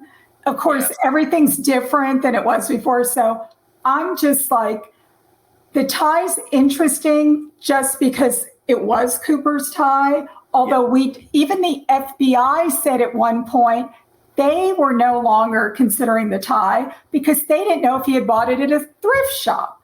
Right. So, okay, we're done with the tie. Okay. Yeah, the tie is no good. Like I said, Cooper... Red herring. Exactly. Cooper, he got 4 parachutes. Okay. 2 of them are gone. The one he jumped with, his back chute, and then one of the front reserve chutes that, by talk about conspiracy theories, was actually a dummy chute, meaning it was used for training purposes only. So it was non-operational. Oh. How did somebody give him the chute by mistake? Please tell me, because I have no idea. But anyway, that chute is also missing. Okay. So either he threw it out of the plane or he did something, we don't know. So 2 chutes were left on the plane. One of them was the back chute that he didn't jump with. And then there's a reserve chute. Now, remember I said he didn't get the knapsack he wanted. So he had to, as we say, MacGyver the money to himself. Well, how did he do that? He popped open the other reserve chute and he literally cut 20. Now think about a parachute. They've got all those cords connecting the canopy, right? He cut every single one of them. There was like 26 cords, he cut every single one of them. He took 80 feet of paracord, which is extremely strong, but actually is not that hard to cut, because the whole purpose is if you jump out of a plane and you're in an emergency situation, you need to be able to extricate yourself so it's able to be cut. And Cooper had a knife with him. I mean, okay. So you're not hanging from a tree or whatever while the enemy's on their way or whatever. Yeah. Exactly. So he cut almost with surgical precision through the knots, the way that it's knotted to the, the spine or whatever of the parachute. He wrapped it all around himself. He did all this kind of stuff. This stuff is made out of like a twisted nylon, if you think about it. Okay. Mm-hmm. Think about how you'd have to grip those cords to be able to slice through them. Okay. You'd have to have, right? And to do this, how many times in the course of cutting every single line on here? Interesting. So my feeling is, and again, I've spoken with a couple of genealogists that think, it's not a slam dunk, but there's a good chance that some skin cells could have been embedded in the cord where he cut. Okay. So I think that is our best hope right now. The problem is, where is that reserve chute? It is, as far as we know, in an evidence room at the Seattle office of the FBI. Right. And it has been hardly touched, whereas the tie was passed all over the place. The parachute has been sitting in a box for 53 years. So I think that's our best hope. Right now, with modern DNA technology, you can have 5 skin cells and you can get somebody's DNA and you can potentially figure out who they are. But the problem here also, though, the challenge is, I know Eric Ellis was trying to sue the government to get the tides. We could look at it himself or whatever. And the government was like, no, look, you can't FOIA evidence. So how you're is anyone correct. going to get their hands on this parachute to do the test unless the FBI does it? You cannot FOIA evidence. You can only FOIA information, the written word, like the 302s or whatever. I'll get back to you when I am able to tell you how we're working on getting access to the chute. So it's in the works. And then the other chute, which is the back chute that he didn't use, that is actually in the possession of the Washington State History Museum. Now, we know that Cooper actually minimally touched that chute, and it's on display right now in Tacoma. Mm-hmm. It is not normally on display. It's hidden away in their research facility. But it went on display a couple weeks ago, so if anybody lives in the Pacific Northwest and wants to visit Tacoma, you can go look at the other chute that he did not use. Yeah. He did touch it, just not as much. I tried really hard last year to get access to that chute with the museum. We got pretty far along in the process. I had a scientist who actually was the one that the FBI brought in to test the tie. Mm-hmm. So this was not just some random person. Yeah. And we got pretty far, and then they just decided that they weren't going to let us come and do it. So it was really disappointing because it's kind of like at the last minute. That was my big CooperCon presentation last year to talk about how we were going to test the chute, but we didn't get to. So then I decided, well, you know what? Why not go for broke and let's try to get the FBI chute? Because that's, to me, really the golden egg in all this is that hair slide. I mean, that if that's Cooper's hair, we know who Cooper is. Right. That seems to be lost. So that would be our best bet. If we can't get that, we know the parachute does still exist because it actually has even the FBI chute has been on display at a couple of museums over the years. So we know that that's still around. They haven't gotten rid of it. So that's my theory on how we're going to solve the case. Now, why does the FBI have, how did this history museum or whatever, how did they get the parachute? Like, that just seems so weird that the FBI would even give it to them. Well, doesn't it? Right? I mean, they examined the chute. And why didn't they give them the other one? Okay. Well, the back chute that the museum has, they examined it for a while and decided there was no evidentiary value. So they gave it back to the guy who owned the chute. He was a stunt pilot. They were emergency chutes because by law, it's kind of like having to wear a life preserver or something. When he was doing his flying, so he never really used them to jump. They were it was an old military surplus chute. And they gave it back to him. So for years, it was sitting in he owned some kind of a business. It was just sitting in his business. Well, I guess about, 10, 15 years ago, he donated it to the museum. So no, that's an excellent question.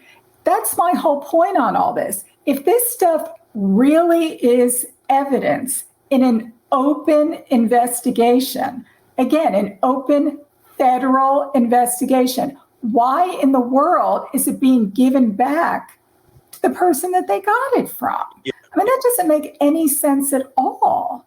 Now, the other chute, I'm presuming they kept because it was cut up and, so it really was of absolutely no use to anyone for any reason. And maybe they thought, they might learn something from it at some point. But yeah, that is completely illogical in the same way it's illogical that they destroyed the cigarette butts. Yeah. But that's my whole theory on all this, is this stuff is no longer evidence. It's now like a museum artifact is what it is. So why can't we look at it?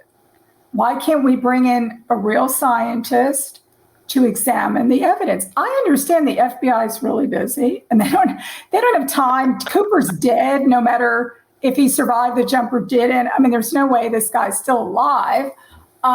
So there's nobody to prosecute. There's no, closure for any families or anything. Although I do think that at least I have spoken with one of the passengers on the plane, and he said he still would like to see Cooper locked up, and I'm sure the crew would as well. But for the FBI purposes, they're not putting a 100-year-old man in prison if he's still alive. But I don't know. I don't know why they're not allowing this stuff to be tested, because it would be a kind of a feather in their cap after, the FBI's motto is we always get our man, right? So why not? They could say, we never gave up on this case. Even after all these years, we finally solved it. Yeah, it makes you wonder if there's some kind of reticence on the part of the FBI to not solve it. But I don't know why that would be the case. So it's very mystifying.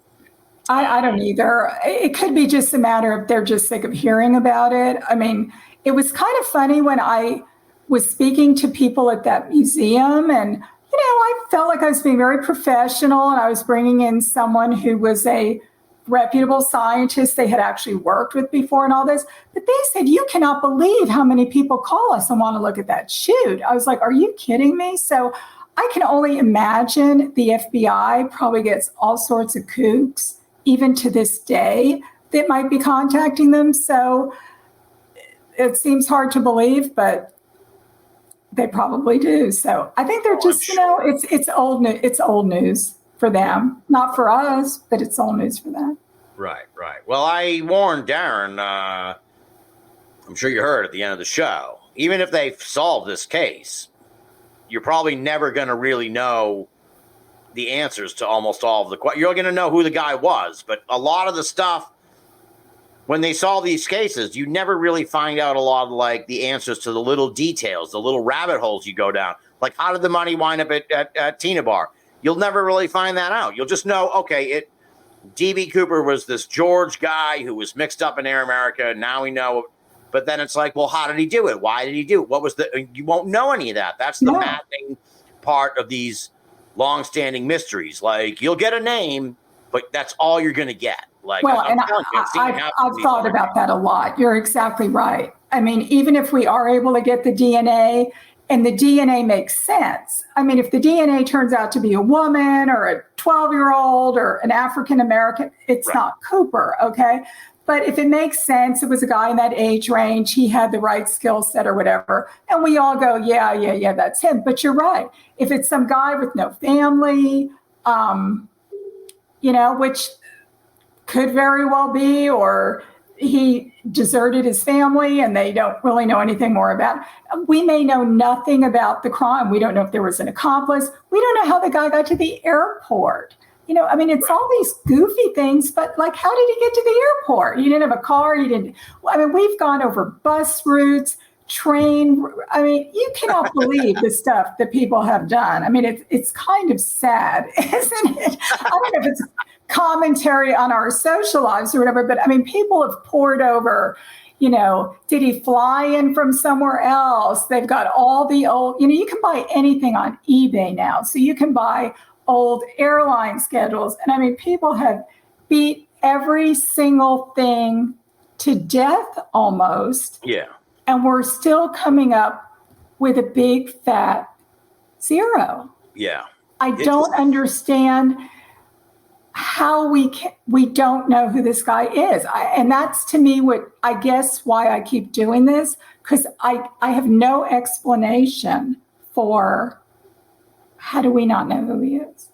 He was not like some master criminal or something that, he wasn't a ghost. Somebody said to me the other day, which maybe he was already dead. Uh-huh. Not because he was a ghost, but suppose somebody faked their own death.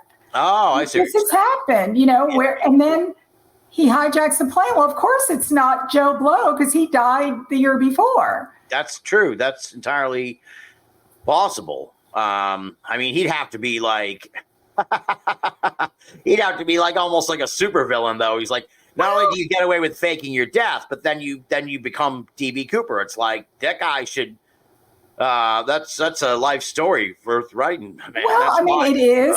It's clearly a movie plot, but then everything about this thing is kind of a movie plot. In fact, there's a lot of movie. Have you ever seen the old movie Airport? It was from 1970. You need to watch Airport, because if you watch Airport, you're going to be. This is how DB Cooper got the idea to hijack the plane. I mean, I don't want to give away the plot, but when he's going to blow up the plane and. With the briefcase bomb and the whole thing, it's pretty wild. And it was a huge hit, and it came out right before, several months before the hijacking. So this whole thing's a movie plot. Not only that, when Cooper was on the plane, he didn't say a whole lot, but we do know from witness reports, some of the interactions that they had with him, he was almost talking like somebody out of an old gangster movie. I mean, he was using... I don't know if you know who James Cagney. I mean, he was in a lot of those movies. I mean, the way he was dressed was really outdated. He had that skinny black tie. Skinny ties were not in style in 1971. He had this weird looking suit on. He had this greasy hair that was really kind of out of style. He was talking like he was out of some, movie script. Yeah. That's why I've kind of wondered if he was sort of away from American society for a while and he hadn't caught up with 1971, which certainly could indicate that he had been in a foreign country for a while and kind of missed out on current fashions and popular culture and everything. Or it could mean that he had been in prison. I mean, that's a popular thing with a lot of serial killers. Well, why did they stop killing for, 10 years? Well, that's because they were in prison for something else. Right. So, I've kind of thought about that because he did seem somewhat disconnected from 1971 society in a lot of ways. Well, also, part of me wonders, too, I'm still hooked on this Air America part, and I do wonder if, he was somehow mixed up with this. Then he came back from it. And they're like, and he essentially has to go and start working like a 9-to-5 job or something. And therein lies the grudge. Therein is the, like, look, man, I gave, I stepped up for my country when you called upon me to be a part of this project.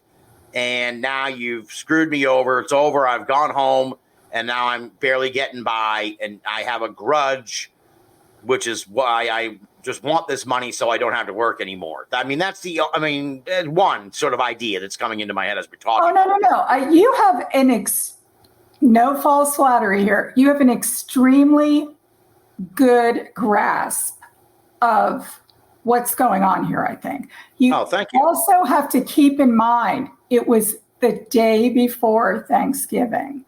Yes. Why did he pick a day that even back then, historically, was a very, very busy travel day? Why would you pick a day? He didn't have a ticket in advance. He bought a ticket right before the plane took off. Why would he think there would even be any seats available? Yeah. I've thought about, these guys that were with Air America, they used to get they were paid very well, and they got like a month leave sometimes. So wouldn't it be nice to come back to the States over the holidays and then head back? Who's looking for you over there? Nobody, right? So I think we forget about there's a really interesting Netflix show that's on right now. It's called How to Rob a Bank. Have you seen this? It's a true story about a group of guys that they got away with this for 5 years, but they had some pretty big scores. Of course, it was all in Seattle. Coincidentally, it was the same bank that the ransom money came from, all this crazy stuff. But they planned one last big heist. Isn't that always how it goes?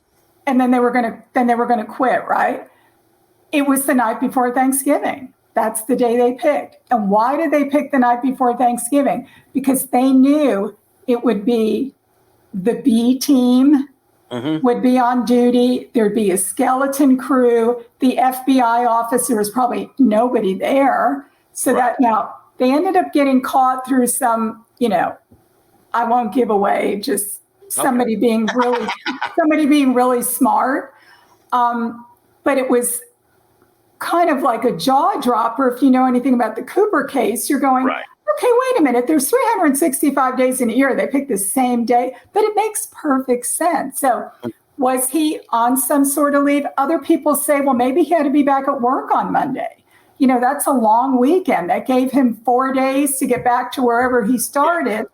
I personally don't think Cooper was some, middle-aged engineer who was going to be back at the breakfast table. I don't. Some people do, think that he maybe had been laid off from his job and, decided to do this. But I think it's either, I think that Thanksgiving is something that we have a tendency to forget about, but that's the one holiday that almost everyone in the U.S. celebrates, right? I mean, it's kind of like the 4th of July, except for the 4th of July, you typically don't get a 4-day weekend, which you do with Thanksgiving.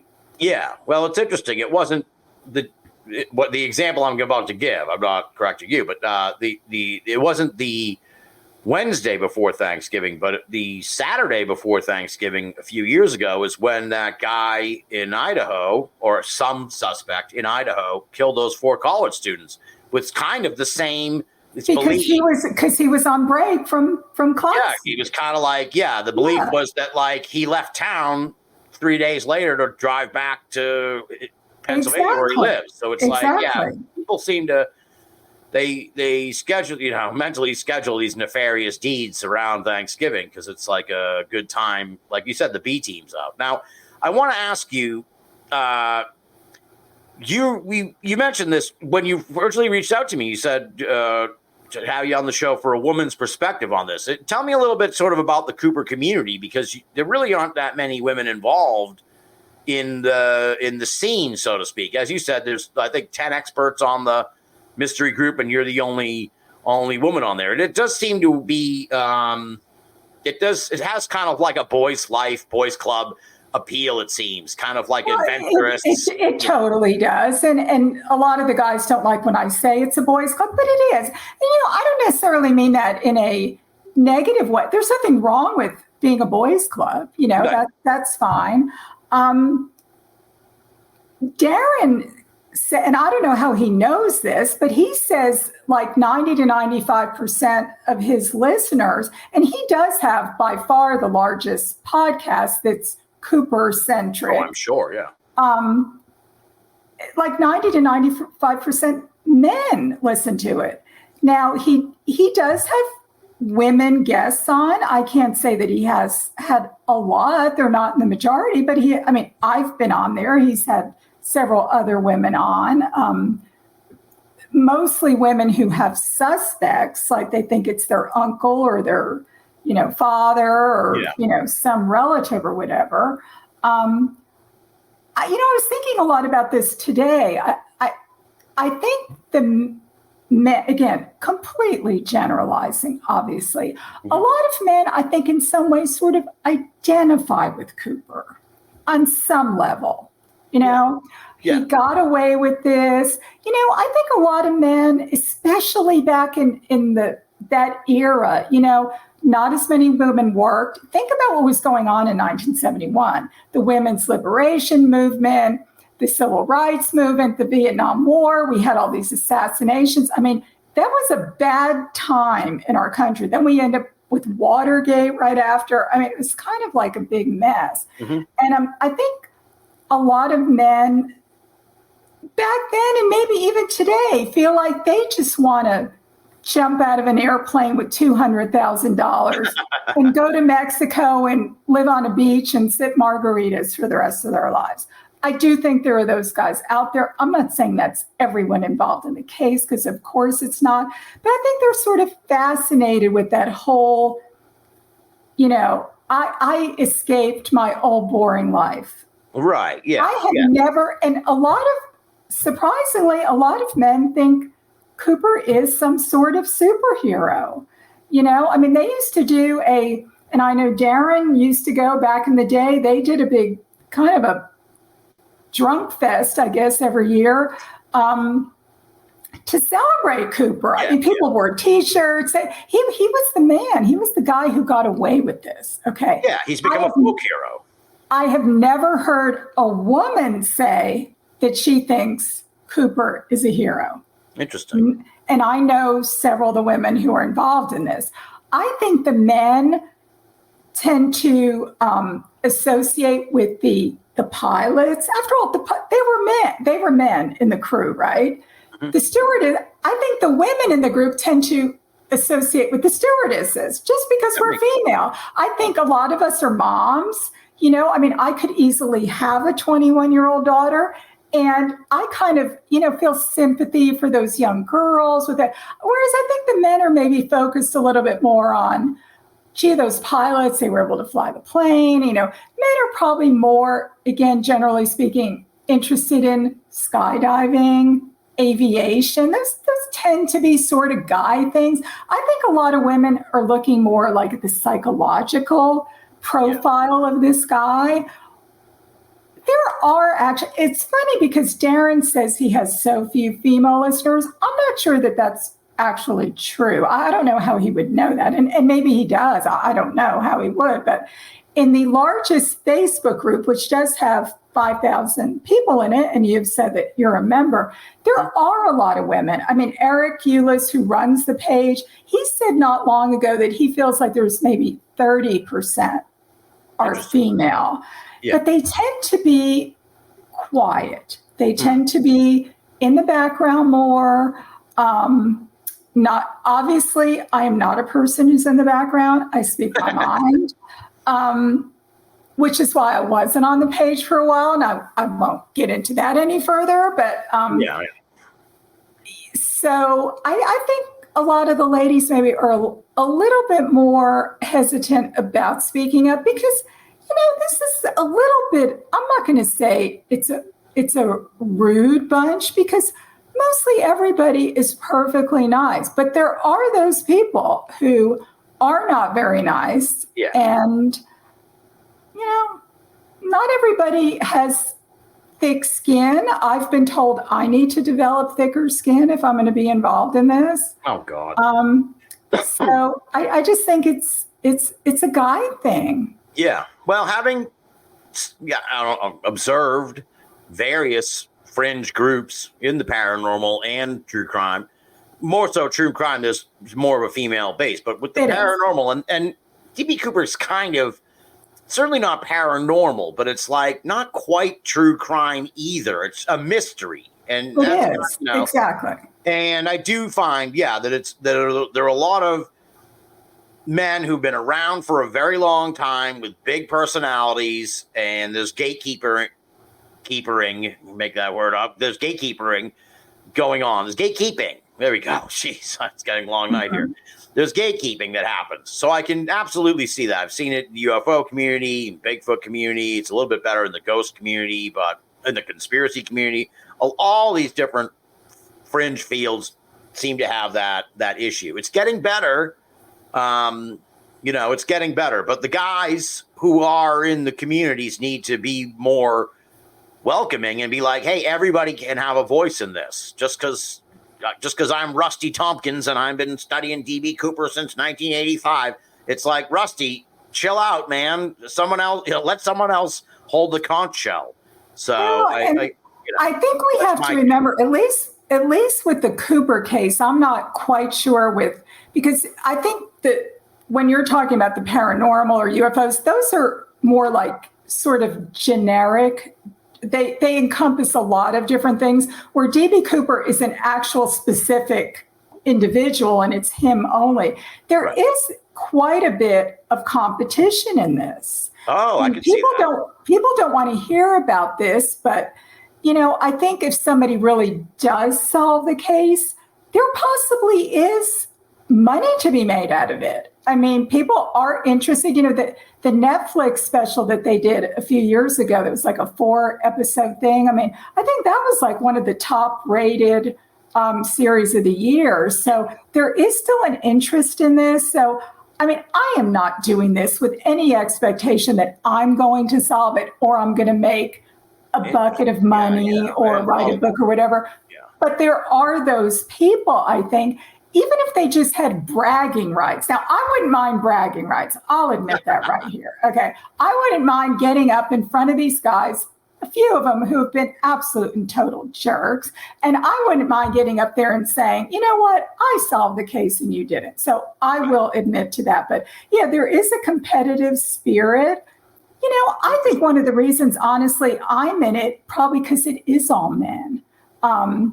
I always say that I'm never in groups that are all women because women can't get along. And isn't that a terrible thing to say? But that has been my experience in some other things in my life. So I don't mind hanging around with the guys, but I expect to be treated the same. And absolutely, I can say that there are very, very few people who do not treat me like I am the same. So I can't say that this is like a sexist environment or whatever. So any women that want to jump on in, I say, you know what? Be prepared. They might shoot down your theories, but this is kind of all in fun. I say to people, you know what? Don't take this seriously. It's just DB Cooper. It's not real life.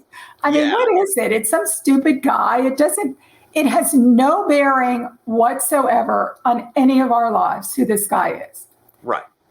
I'm still going to get up tomorrow morning. I'm still going to eat breakfast, whatever. It doesn't matter to me. It doesn't. Now, maybe for the people that were on the plane, maybe they still feel like they want some justice or whatever. But for everyone else, it means absolutely nothing. Now, to sort of stay on this topic in a sense, maybe you can enlighten me more about Tina Mucklow, because I know she's come forward and sort of talked. I feel like I want to connect you and Tina Mucklow. I feel like if anyone could get her to really kind of open up and talk more about this, it would be you, rather than these good old boys who have been looking at this forever. So I don't know. Maybe you have been in contact with her, but No, I have not been in contact with her. I have been in contact with some pivotal people in the case. I will say that. Yeah. And they do respond better to women. I mean, Right. they just do. Because, I could be some crazy person too, but when you get contacted by someone, if it's a man, you are just a little more suspicious, especially if you're a female. I have not attempted in any way to contact Tina. There's actually a movie. Tina had an interesting life. I think this really affected her quite deeply. In fact, a number of years after the hijacking, she actually joined a convent where she was there for, I believe, about 10 years. Oh, wow. And then she moved on from there. And I think she had a career in the social work arena. Yeah. And she seems like has a very happy life right now, from what I can see. But there is a movie that's currently in production about Tina, which I think is very strange, because really this was not an action-packed case. I mean, nobody got hurt. Nobody was waving guns around. No bombs blew up. Nobody was hanging out of the plane, fighting over the briefcase or anything. So I don't really know what the movie's about. I think it's kind of from her point of view. And maybe she's going to reveal something that we don't know about. But the movie's extremely hush-hush. It's a fictional movie or like a documentary? No, it is it's a fictional movie based on her. Okay, it's not a documentary. She was very quiet for a number of years. She was interviewed in there's a lot of Cooper books out there. She was interviewed for a couple of the books. She really only came out after many years to be interviewed in a couple of documentaries. Yeah. At that point, she was quite a bit older than from 1971. So basically, the answer to that question is, right now, I believe she is kind of, she is, I don't want to say she's under, a NDA type situation. I mean, she can't really speak to anyone. Probably, because I believe she has signed her life story over in the movie. So right. I can understand why she doesn't want to talk to anybody right now. I'm assuming when the movie comes out, she'll be doing a lot of interviews or promotions or whatever, I guess. The people that are producing the movie, I understand, are like pretty big time producers. So this is not some, grad film student with a camera, which are some of the things that have come out about Cooper. So she seems like a really lovely lady, and people have been horrible to her over the years. I mean, she was getting obscene phone calls, and people were trying to get to her for years. And it's really sad, because she did nothing she didn't ask to be a part of this. So that's embargo was the word I was looking for. Yeah, she's probably on some kind of like embargo that she can't do any media or whatever, or I'm sure. And you know what, in all honesty, I don't think I would try to contact her anyway, just because I know she's been through so much. And if for some reason she's listening to this, I think she should reach out to you, Pat. I want to give you credit and kudos, because you seem too modest to take the mantle, but I think you're kind of a trailblazer here, because you're one of the only women doing this in the Cooper field. And I'm sure there are other ladies and researchers, female researchers who look up to you, who genuinely do, and go like, I want to be like Pat Boland, but I'm afraid to speak up. Isn't that a wonderful place to be at this point? No, I mean, I really think you've done whether you mean to or not, I think you've really done some tremendous work making inroads into. Well, I really appreciate that. I mean, I do have to say, last year at CooperCon, I talked myself into doing a presentation, which I'm sure you can relate to that, right? Mm-hmm. So I ended up doing it. Myself and another woman, we were the only female. This is a 3-day event, and we were the only female presenters. Okay.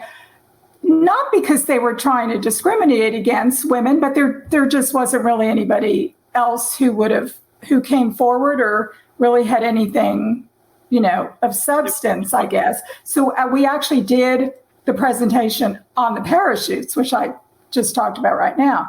Now, this year at the conference, which is November 15th to 17th, there's actually 3 presentations over the weekend that are by women. Excellent. 2 of whom are PhDs. One is a world famous DNA expert. The other one is a university professor that's got some really interesting things she's working on. And then there's me, who's the third one. I don't have a PhD, but so that's been an interesting evolution in where this is going. You know That's what? excellent. You know, women and men are different. We look at things differently. Like I said, I think women, tend in general to be more empathetic. I think because most of the women who are in this, they're not really young. So I think all of us could be 1971 Tina's mother. So I think we're almost looking at this a little bit of, oh my gosh, what if this was my daughter kind of thing.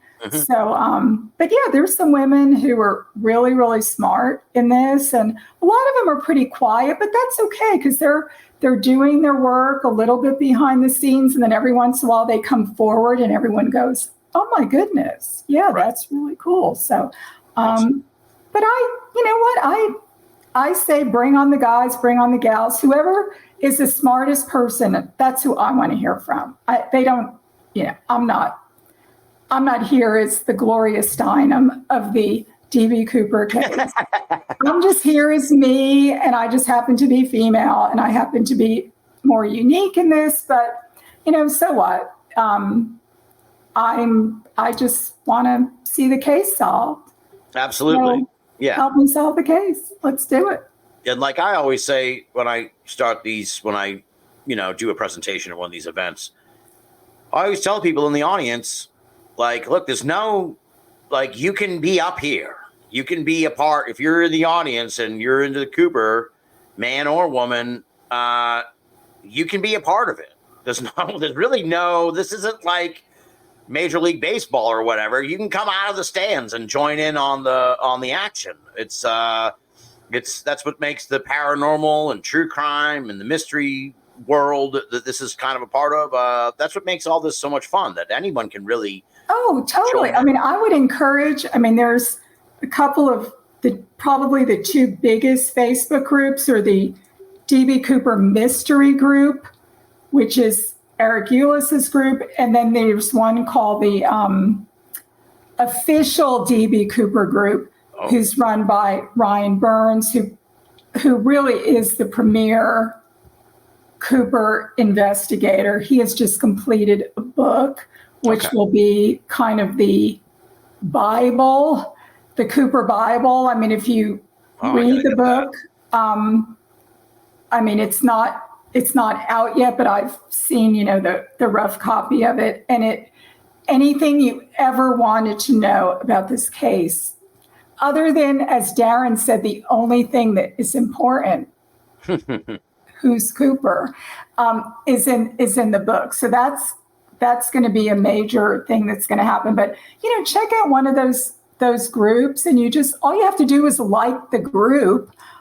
If you're in the, Seattle area, the Cooper conference will be at the Seattle Museum of Flight, which is a super cool museum if you like airplanes. And this year they have agreed to open up the 727 just for the group for like an hour to go tour it. So we have some really, really good speakers. It's like I said, it's Friday to Sunday.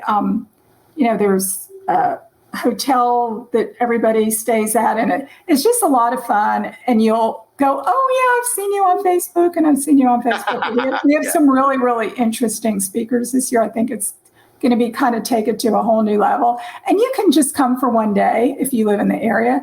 And the thing is, you get free museum admission. So I think to get in the museum is like $26. So for only a few dollars more, you get to go to the conference too. So it's almost, to me, it's kind of like a no-brainer thing. If that's fantastic. And you're in Seattle, and Darren is the MC, And he hasn't been in the last few years, so that's going to be a real treat. So anyway, I'm just putting in a plug. I don't have any financial interest or anything in it, but I'll be there. So awesome. Well, I told you before we started the show, I'm heartbroken because I didn't know about this till like September. So it was already all of my time off and money and everything else is already budgeted out for the year. So I am I am beyond hopeful that this is a wild success because it's sort of being under new management, and that there will be a 2025 CooperCon because I will be there in 2025. I can guarantee you that. No, I mean, really want to be there. I don't see any reason why there wouldn't be. I hope so because it's. I'm really just talking to you tonight. I'm like, I'm kind of like, oh, it's myself that I'm not going to be there. It's going to be good. It's going to be fun. It's going to be informative. I think there'll be a few surprises. We have a great roster of guests, and then at night everybody goes and hangs out in the bar and stays up till 2:00 in the morning. And you're really making me feel worse now. I know. I'm sorry. So people can find out more at dbcooperevents.com. That's where they can find out more information. Exactly. And you'll see the schedule of speakers. There's actually some discounted hotel rooms. There's all sorts of stuff. I am on the on both of those Facebook pages that you mentioned. So I do have people message me if you're nice and have some burning question. Yeah. And one last thing before I let you go, people do this to me all the time because I don't have a book out. But it's like in this wacky fringe world, it's like everybody's got a book. Are you working on a book? Do you got a book in mind that you're kind of plugging away at that we might see in the future?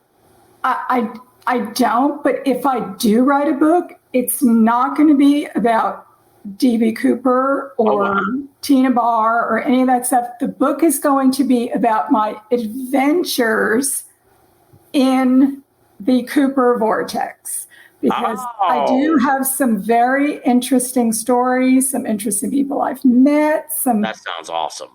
Good experiences, some not very good experiences, and why in the world somebody like me has decided that this is something I want to spend my life doing. So that to me is the book. I think it's a reality show is what it is. Just the personalities and sometimes the backbiting, the backstabbing, that does go on. Oh, yeah. And some of the kooky theories and things that people come up with. And so to me, that's the book that's a lot more interesting, is why in the world are people into these type of cases where they have no vested interest in this? So I still haven't figured that out. But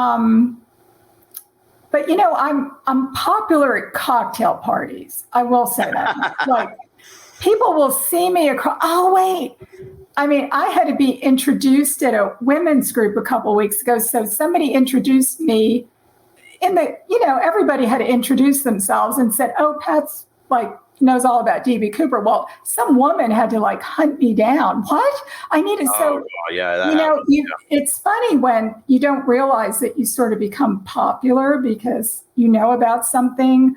Way more about something than somebody else. So I probably know more about DB Cooper than I know about anything else, which isn't that odd. I have an MBA in political science. I have an MBA. So you'd assume I'd know something about something, but I think I know more about DB Cooper than I even know my own family. So this is getting really strange, isn't it, Tim? You're going to have to put me on one of your paranormal shows. Yeah. Well, I'll tell you what. You let me know if and when you write that book, because I will pre-order that. I'll read it the day I get it. We'll get you back on Binnall of America to talk about that, because I will send you an autographed copy. I appreciate that. Okay. Well, on that note, Pat, I can't thank you enough for coming on the show. It's been so much fun. Yeah, I've had an absolute blast, and I'm so happy that you reached out and pitched doing the show. I really appreciate that. Okay, well, it was great, and I'll look forward to